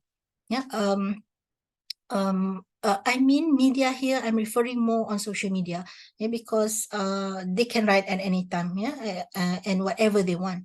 So if we're talking about this kind of opportunity, it is always good, but teachers should also play some roles as well. So we are here. So I hope that we can send the message, and whatever takeaways that we get from this talk today, we can share it also with our students. So one thing, the left side that you can see on the slide is the strength of writing for the media. Yes, so we want to write for the media, be it newspaper, portals, yeah, or social media, because we want to learn from each other. We want to know other people's experience. We want to know what Dr. Nuriyati is doing today. Yeah, maybe publishing already a paper. That is also something that we want to learn. You know, some kind of motivation. And then we want to also experience and information sharing. Yeah, that's the thing why we write for the media.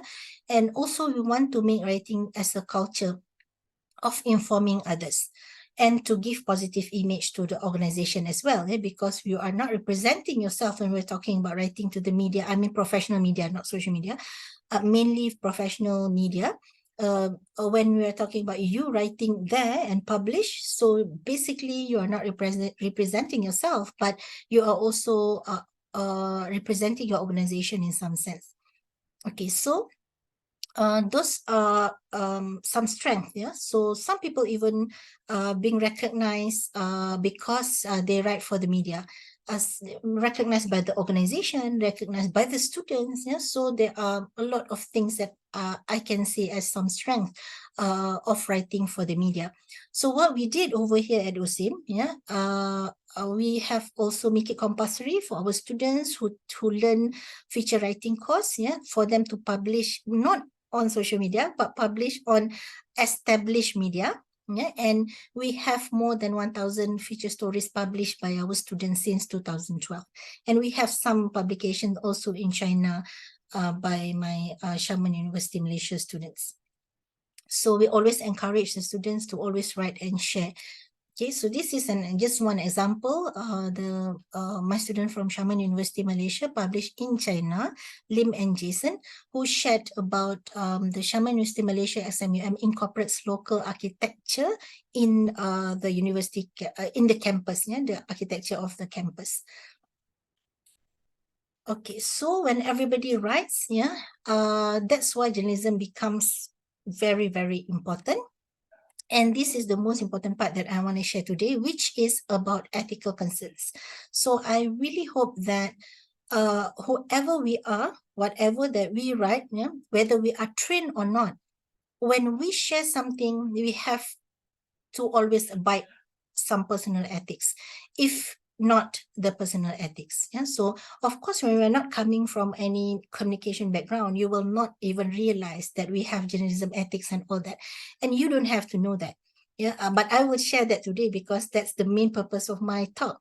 But what I mean is, when you want to publish something, you have to make sure personal ethics must be there.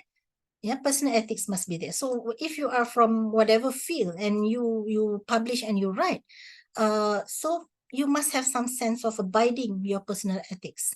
Okay, but for today, yeah, because I come from journalism field, so I take this opportunity to share with you some ethical concerns so that you know that, oh, these are the concerns that journalists always consider before they publish. Okay, so let's go one by one. Okay, for citizen journalists, before I go to some of the points related to ethical concerns. So for citizen journalists, usually they can choose to take several stances, yeah, pendirian. Okay, so if let's say now you can try to imagine yourself, you want to write and want to publish on your social media. So what can you do in terms of ethics? Yeah, whether you are thinking whether should I publish, so should I put this picture of a very bad accident in front of your house, 5 people died, berdarah sana sini, yeah, should you publish that? So if you are not coming from a communication background, maybe you're not sure. You think, oh, okay lah, so that people know, ramai mati, yeah, for example. But that is not you relating to ethical concern. So if you are not if, all of us are basically citizen journalists now. So now you can think of these 3 things, where the first choice is you want to follow professional code of ethics yang journalists ikut. Yeah, so you want to follow that 100%, you can follow that. I will show you what the example in the Malaysian context after this. The second one is you can establish your own code of ethics. Yeah, but you follow the current journalism platforms or ethics that we have, but you follow and you adapt. So you establish your own. Okay, I will follow this. Yeah, it is based on apa tu? American punya. It will based on the European ones, yeah, ethics, yeah, or Malaysian canons of journalism ethics. Yeah, you can follow that. The third choice you can do is you can selectively adopt elements of conventional codes of ethics, and then you try to take your audience reactions as indicators of whether they are acing ethically, or they may treat journalism ethics as a non-issue. Yeah, so this one you do some kind of test lah, yeah, to your readers, yeah, whether they will react, how they will react to certain ethical concern. Okay, so if let's say you want to follow the professional one, so you are now citizen journalist, all of us are citizen journalists, so you want to follow a professional ethical code. So one of the codes you can follow is, for example, SPJ, yeah, Social of Professional Journalists. It's a code of ethics based, and it is actually based in the US. Okay, so if you want to follow that, you can follow that. If you can adapt and adopt from that, you can do that as well. Okay, so that one is the American one. Okay, this one is the Malaysian version. We call it Canons of Journalism.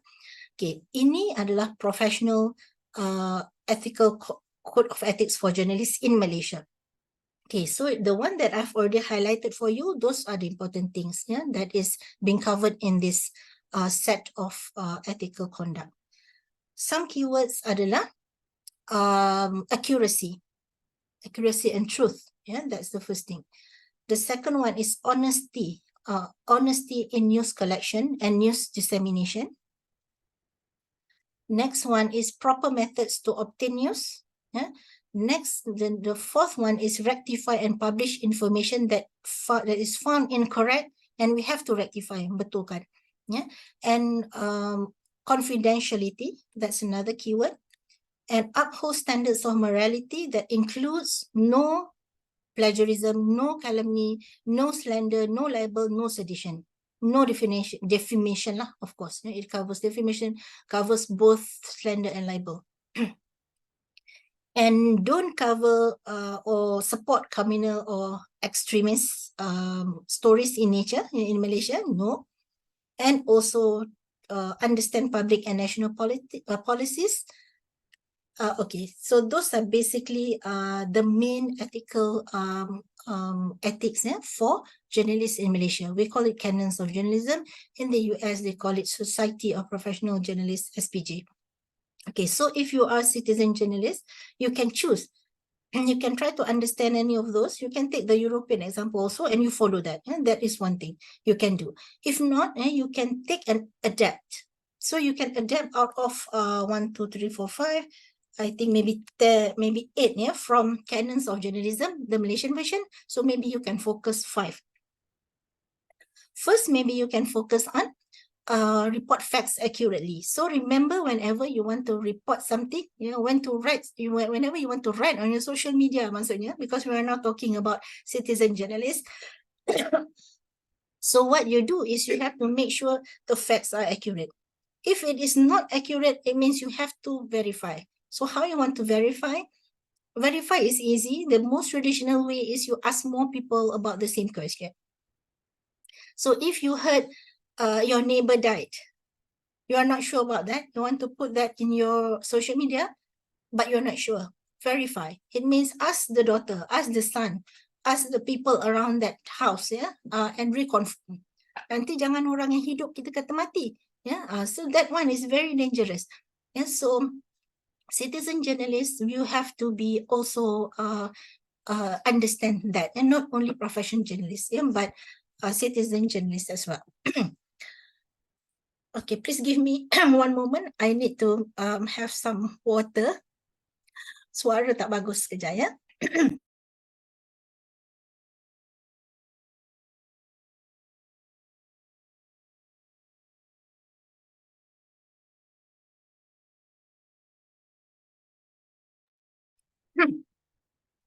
Okay, so that is one thing that all of us citizen journalists can do. Okay, so if you choose 5 or 4 out of 8 canons of journalism, the Malaysian context just now, so you can adapt that and make sure we practice that in our postings. Yeah. Okay, so I take this one example from the UK. This is Independent Media Association, IMA. So this one is a citizen journalist kind of association where they support independent media. Okay, so in IMA is dedicated to promoting the work of independent media in the UK. They support media organizations that are run in the public interest, financially independent and factually accurate. Okay, itu IMA. So I take IMA because I want to show you how they adapt ethical conduct, yeah, and ethical principles of in terms of their practice.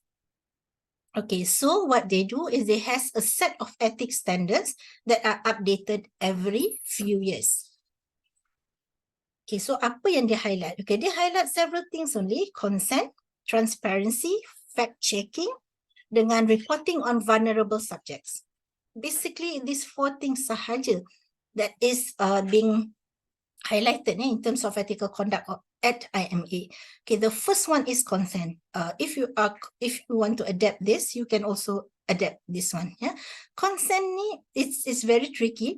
Yeah, especially when you are a citizen journalist, you are not from Utusan Malaysia, you are not from Kompas, you are not from Berita Harian, but you are someone who just you are just there at the event, and then you talk to some people, just sembang-sembang, and then after that you publish that. Okay, professionally that is wrong.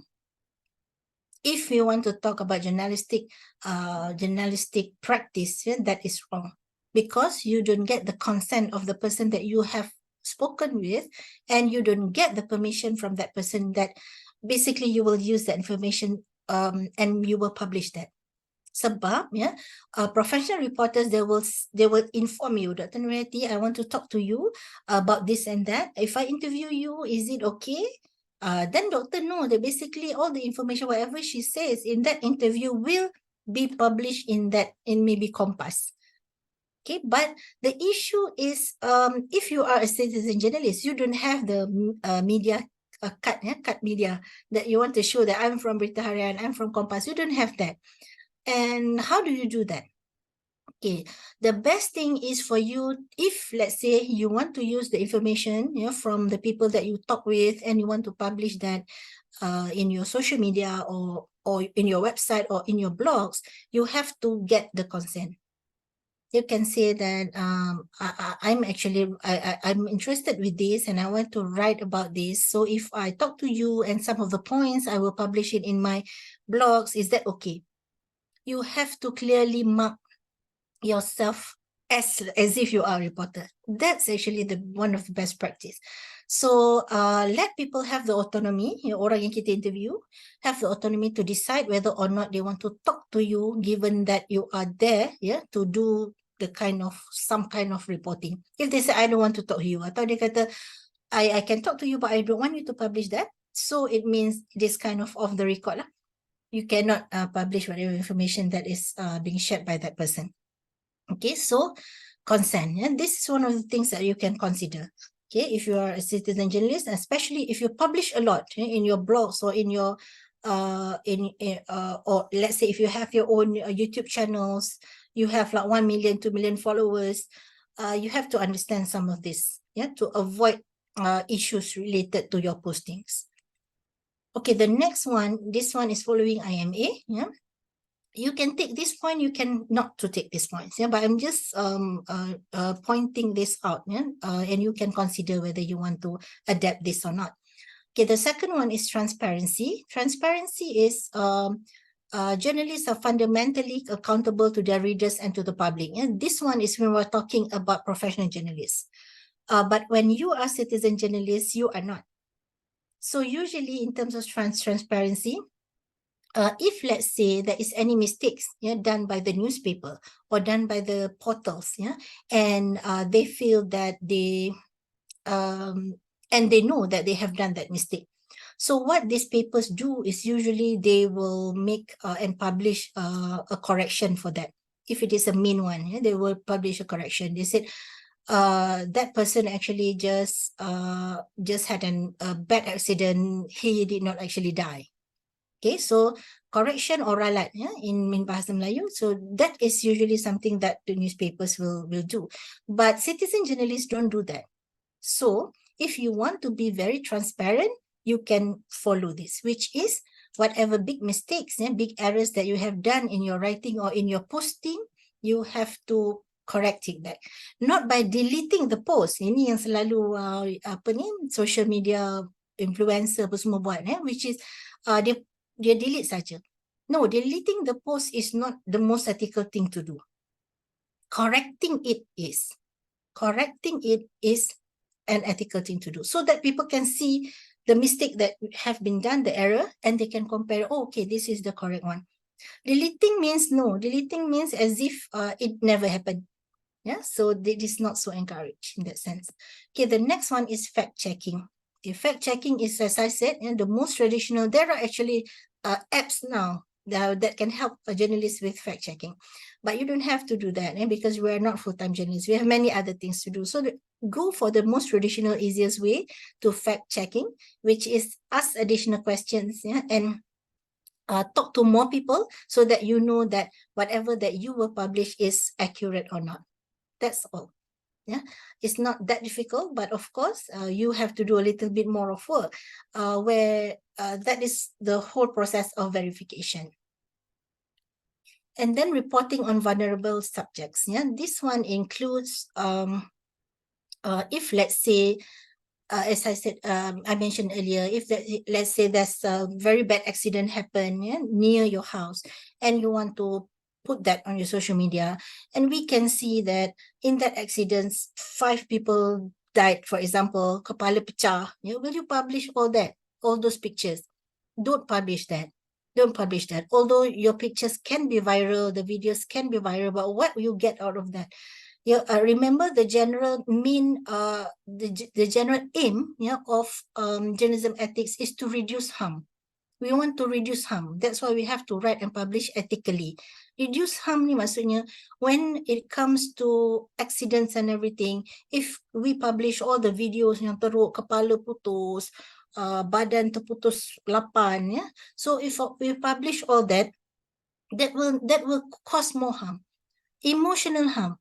Kan dah mati, mana matilah kan, Dr. Nurhayati, dia tak boleh marah citizen journalist for publishing that. Tetapi what will happen is the family members, relatives, all of them will become emotionally disturbed, and that is also creating harm. So when we report vulnerable subjects, including minors, reporting on courts, and also those related to accidents and everything, so we have to make sure we do our background research first, including on possible legal ramifications. Make sure kita, before we publish, we make sure that we will not be sued after that. Basically, that's what it means. Check first, and try to reduce harm as much as we can. Okay, so for this, basically in terms of my presentation on some highlights on ethical concerns, I have covered that. And for those who are interested to become a journalist, you can take this test. I will copy this for you and I will put it in the chat box. Only 16 questions like that. And you can, I will stop share first. And you can actually see whether you can become a good journalist or not. Just a very brief one, 16 questions. So you can do that later. Okay, so I think to conclude, basically what I've shared is basically I've argued in terms of the importance of our roles, all as writers, although we are citizen journalists or we are professional journalists, whoever we are, once we publish something, we have to make sure that we do it ethically. And those points that I've brought and shared with you guys just now, those are important points that I think we can adapt. Yeah, so we are actually open to adapt whichever ethical concerns that we are relating ourselves with. So if, for example, you want to relate and you want to adapt in terms of transparency, you can adapt that. Yeah, so take the important ones, yeah, so that you can make sure your writing can benefit more people, yeah, rather than to increase harm, yeah, in the society. Okay, I think that's all, yeah, Dr. Nurhayati and all the participants. Yeah, so I hope you get something, yeah, out of my talk just now. Yeah, maybe not a research base, yeah, but something that really come from my heart. Yeah, because when we write, you know, that is one of the main concerns that we have as writers as well. Okay, I think Miss Aina has shared, yeah, with us the feedback form, so kindly fill that, yeah, while we will have a 1-2 minutes break after this before we go to the next section, which is the award announcement. Okay, so we will start in 1-2 minutes time. Yeah, so be ready, yeah, all of our presenters in ICCOMAH 4. Yeah, be ready for your names to be announced as the winners. Yeah, inshallah.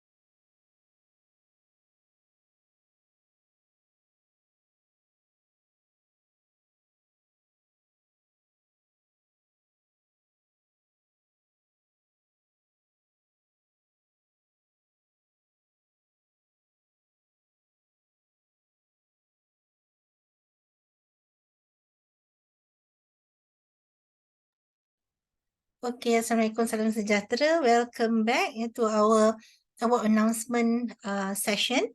So inshallah, we will have all the winners, yeah, announced for award winners for ICCOMAH for 2023. Okay, so is everybody ready for the announcement? Okay, so before that, I will explain first how basically the announcement is for the main awards. So inshallah Dr. Alice, Dr. Nur Alice, our co-director, will announce that. And besides that, we will also update in our website, the link that I've shared just now in the chat box. I will share it again after this, where we will announce also from the website. We will not announce it here for best presenter in each parallel session. And so for that, you will receive an e-certificate that will be emailed to you. For the main awards, that will the local participants will receive a plaque, and that will be posted. And also the international participants, we will send you the virtual plaque. And also, if let's say for local participants, if you need to order extra plaque, you can do that also. And you can use the link, the Google form link, in the chat box, okay, provided by Miss Aina. Okay, I will share my screen. Jeng jeng jeng. Okay, I will share my screen. So kita harap kita menang lah, ya. Okay, so I will. Okay, so Dr. Alice, are you ready? Okay, thank you so much, Dr. Suraini. All right, so this section would be the announcement for award recipient. Okay, congratulations, Best Ebook Chapter Award to Muhammad Haidi, Muhammad Kasran, and Nur Anis Syafiqah Faizal Adib. Title Pelaksanaan Pendekatan Didik Hibur Terhadap Kemahiran Bertutur Murid. Okay, kita tepuk untuk Dr. Haidi dan I think Ada drum roll. Anis Syafiqah ni maybe the student lah, ya. Is Dr. Haidi and Anis here? Are they here? Because if they are here, kita akan bergambar sekali lah dengan Dr. Liz, dengan Dr. Nuriyati dan juga AJK, Aid Academy. Mungkin tak ada kot, Dr. Okay, so we will move to the next one, the next category. The Best Ebook Chapter Award for Postgraduate Student. The authors are Janet Jahudin and Siu Nyet Moy or Sophia Abdullah from University Malaysia Sabah.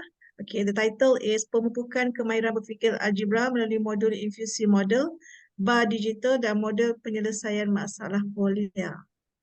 Okay, tahniah kepada Janet dan juga Dr. Sophia. Janet and Dr. Sophia here? Oh, mungkin tak juga tu, ya. Belum lagi peluang kita nak bergambar dengan pemenang ni. Dr. Nuriyati standby je, senyum je. Okay, so Dr. Alice, the next one. Best Ebook Chapter Award for Undergraduate Student. Author Iva Zunia Khairia, Azizah Wulandari, Gigi Yoga Pratama, Muhammad Yulian Fizki dan Mariam Badrul Munir. Paper title Islamic Perspective on Feminist Movement. Congratulations. Congratulations. Dr. Mariam, are you still here? Yeah. Wow. Belajar saya, okay. Mana-mana Eva, Azizah, Gigih, Muhammad dengan Muhammad Yulian. Are they here? Saya tahu, saya punya student, Eva ada di ini, link Zoom kah? Ya, halo Bu Mariam. Selamat siang. Benar sekali. Ya. Ada ya, Eva ada. Okay, congratulations Eva, congratulations Dr. Mariam. Yang lain ada Mariam? Azizah? Rasanya ada Yulian tadi ya. Ada Yulian, bisa mungkin muncul semuanya. Eva, teman-temannya siapa aja? Ya, mungkin ini Bu Aziza Wulan Bu. Untuk yang Kiki masih ada KKN. Yulian atau Oke. I believe you sent several papers. Itu saja Dr. Su yang hadir. Dr. Su tak ramai sebab kat sini tengah ada pelajar-pelajar tengah ada program. Okay. Tak apa. No wonder. Boleh kita. I believe you sent your students sent several papers, Dr. Mariam. Very good. Okay, very thank good. you. Those papers are all good.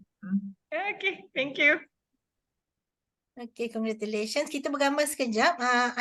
Anis pula. Aina, boleh tolong snapkan gambar kita dengan semua yang ada. Dr. Saifuddin pun boleh on kamera. Dr. Mariam tak nampak muka sangat. Tak berapa nampak Oh, muka. ya ke? Memang tengah backlight pula. Ni nampak tak? Lighting. Better. Eva belum nampak lagi, Eva.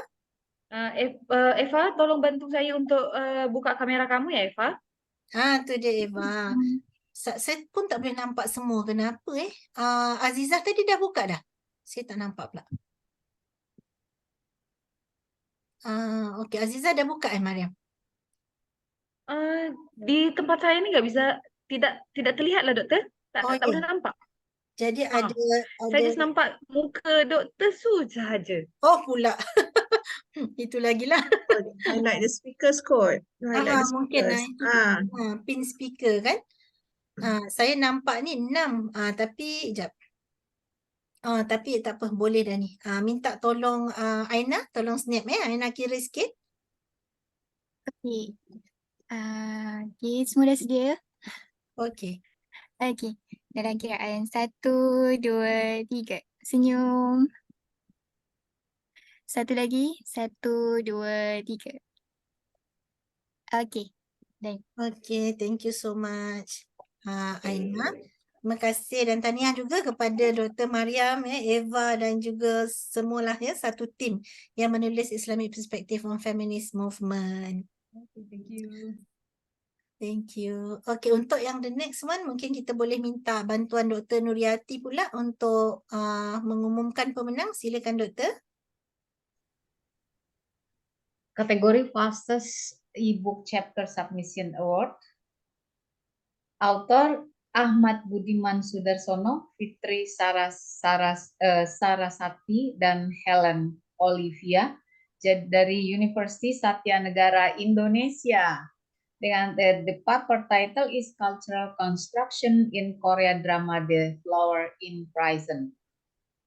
Tahniah itu dia. Ada tak ada? Tahniah Ahmad Budiman Sudarsono, silakan ajung tangan. Ya, silakan. Pak Budiman, where is Budiman? Ada tak? Pak Budiman. Wah. Di list ada tapi tak ada ini ya. Ini tak bersuara. Mungkin orang Siapa tu? tidak nih. Iya, tak ada. Ahmad Budiman Sudarsono, the last terakhir saya memanggil. Padahal ini jadi pemenang ya. Ya, thank you.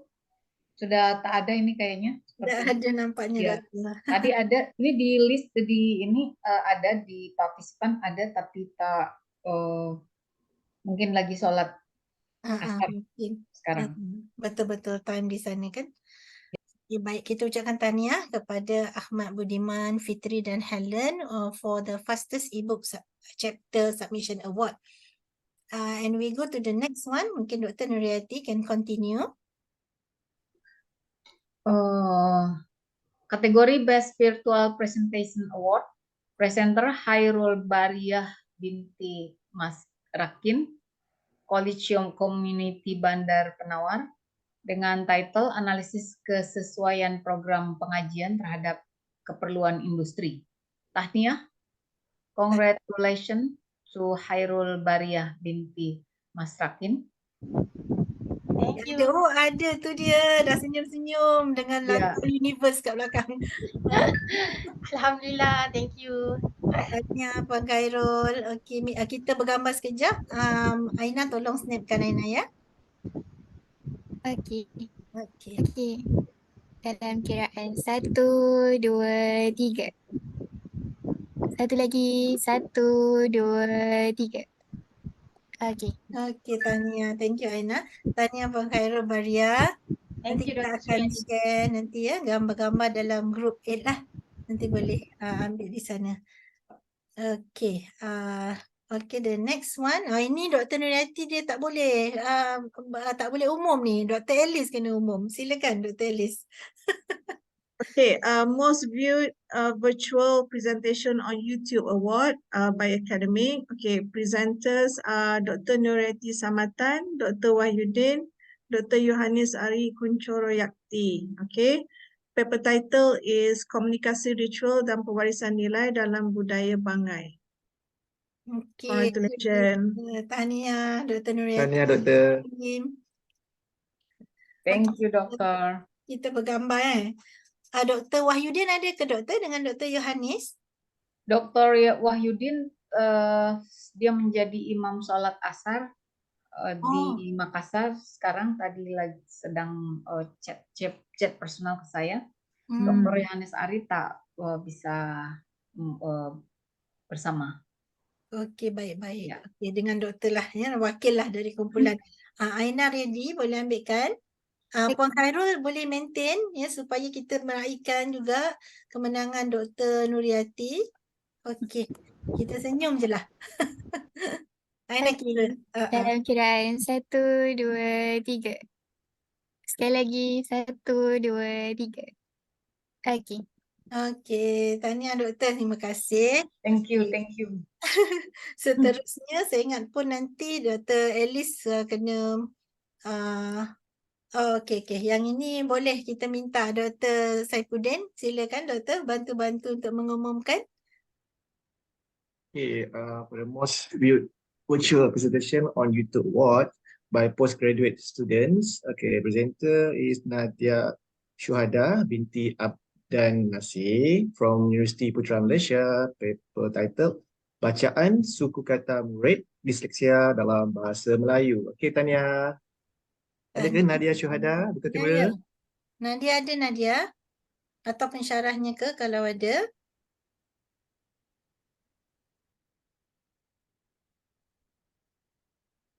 Tak ada kot ya Nadia Okey, apa-apa pun kita tahniah kepada Nadia. Dan juga nak remind kepada semua nanti kalau masuk dan present dalam persidangan ICCOMAH yang akan datang, pastikan kita promote video kita tu supaya berpeluang untuk menang most viewed virtual presentation. Ni Dr. Nuriyati punya tim dah menang, Nadia punya tim dah menang, jadi kita bolehlah mempromosikan lagi ya apa yang kita nak kongsi dalam video kita lah. Okey, untuk yang next mungkin Dr. Saifuddin boleh bantu teruskan.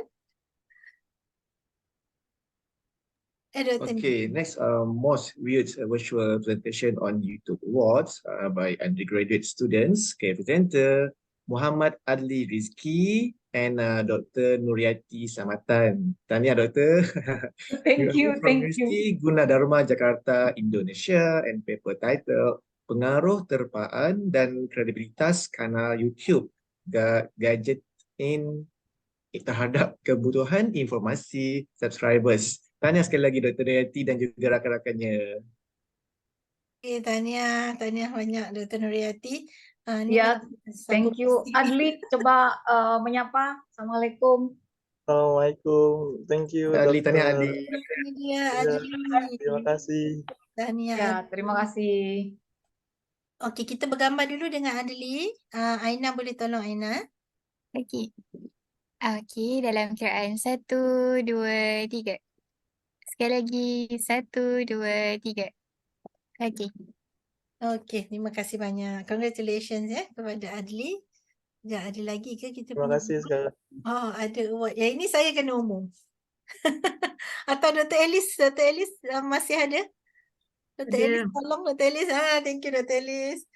Okay, the most active international liaison, Dr. Nuriyati Samatan, University Gunadarma Jakarta, Indonesia. Congratulations, Doctor. Okay. Congratulations. Okay, Thank you, Tania. thank you. The set time get to most active international relation. Thank you, AID conference, and thank you, Dr. Siti Suryani and so on. Thank you, thank you. Congratulations Doktor. Jadi Thank kalau you, anak thank murid you. boleh tengoklah cikgu dia sangat rajin. Jadi tahniah ya. Untuk yang most active international liaison memang saya ingat Dr. Nuriyati dah dapat 3-4 kali. Jadi kalau katakan kita untuk yang international liaison 8 ya, kalau kita aim untuk most active ni, selalunya kita akan target kita akan berikan award ini kepada yang yang membantu banyak student lah untuk present. Ya, macam Dr. Nuriati saya ingat menghantar 7 paper yang mana doktor dan juga student ya bersama-sama bekerja lah untuk menulis ya. Jadi saya ingat itu saya pun tak terbuat ya. Jadi kita memang akan menghargai lah ya kepada pensyarah-pensyarah ya, dosen yang sentiasa memberi sokongan dan motivasi kepada pelajar dan memberi cara, kaedah. Bukan disuruh buat je ya, suruh buat ni senang. Tapi untuk dia semak, untuk dia sama-sama sekali, jadi kita memang menghargai pensyarah ya, dosen yang mempunyai kekuatan lah dari segi itu ya, memberdayakan pelajar-pelajar. Okay. Tak mudah mengajak mahasiswa, mereka harus di support, harus banyak muslihat banyak cara untuk itu, dan untuk mendapatkan ini ke tanda tangan saya, mereka harus publish. Itu kewajiban mereka untuk publish. Saya menyampaikan bukan untuk Anda saja, tapi untuk institusi, untuk Gunadarma, dan juga tentunya untuk negara kita agar tak tertinggal jauh dari negara Malaysia. Itu dia Jadi semangat seperti dari itu. Dr. Nuriati. Ya Allah. Terima Thank you, kasih thank you. Doktor. Tahniah Doktor ya. Jadi saya ingat pelajar Gunadarma, pelajar UNISA ya, untung sangat dapat dosen-dosen yang sangat orang kata rajin ya dan berinisiatif lah ya, tinggi untuk memastikan pelajar-pelajar tidak ketinggalan ya. Dari UNISA tadi Dr. Mariam ya, saya rasa Dr. Mariam masih ada, saya tak nampak. Saya nampak 4 orang je kat sini ha.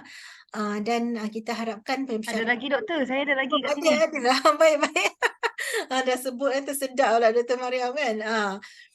Jadi kita memang sangat-sangat menghargai pensyarah dosen muda ya, dosen yang kadang-kadang Dr. Mariam muda dari saya, dia memang banyak tenaga, tapi Dr. Nuriati ni sangat-sangat banyak tenaga sampai saya selalu sebut Dr. Robot. Assalamualaikum Dr. Robot kalau mesej kan. Sebab dia banyak tenaga lah ya untuk membangunkan diri sendiri, untuk membangunkan pelajar ya. Itu saya memang kagum ya dengan Dr. Nuriati. Jadi tanya Dr. Nuriati dan juga tim lah ya, dan semua yang menang ya anugerah pada hari ini, tak kira dari Malaysia ataupun dari Indonesia ya. Okey, saya ingat sekejap saya stop share dulu ya. Thank you.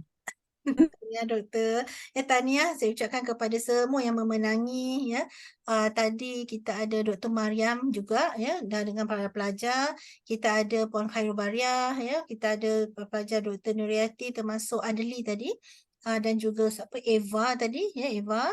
Jadi tahniah kepada semualah usaha yang saya ingat memang tak senang ya. Memang kadang-kadang kena marah kan dengan dosen. Adeli mungkin dah kena marah sekali dua kali ya, tapi kalau tak kena marah dia tak sah. Biasa tu kena marah. Kalau tak kena marah tu tak, itu yang tak biasa ya. Jadi lepas tu insya-Allah adalah sesuatu ganjaran yang setimpal ya dengan usaha kita ya, insya-Allah. Baik, jadi saya ingat we have basically end in terms of the announcement of our winners. So congratulations to all winners. We really hope that you get good experience and also some kind of developing ourselves as well in academic writing and in the overall experience in enjoying and joining conferences as well.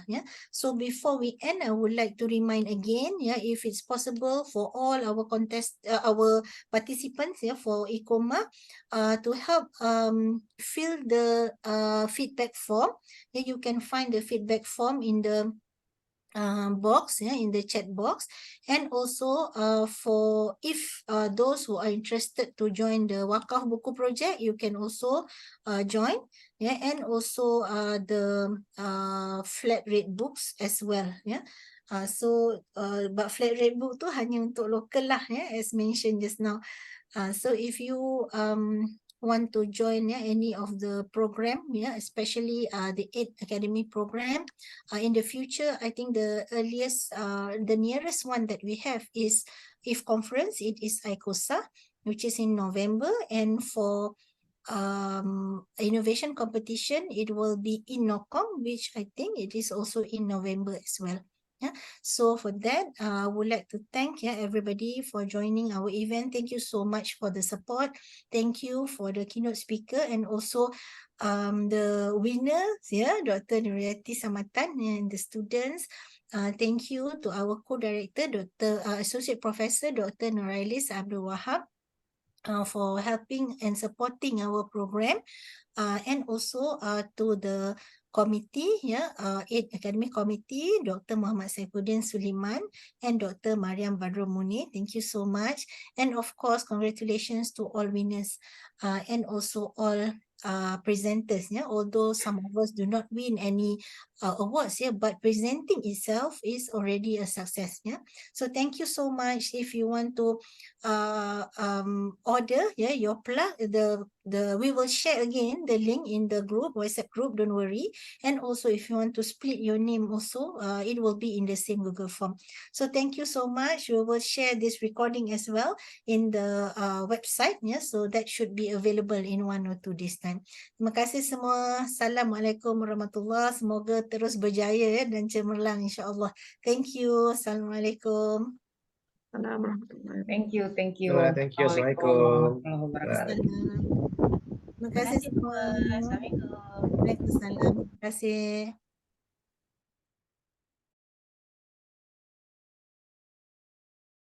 Terima kasih semua.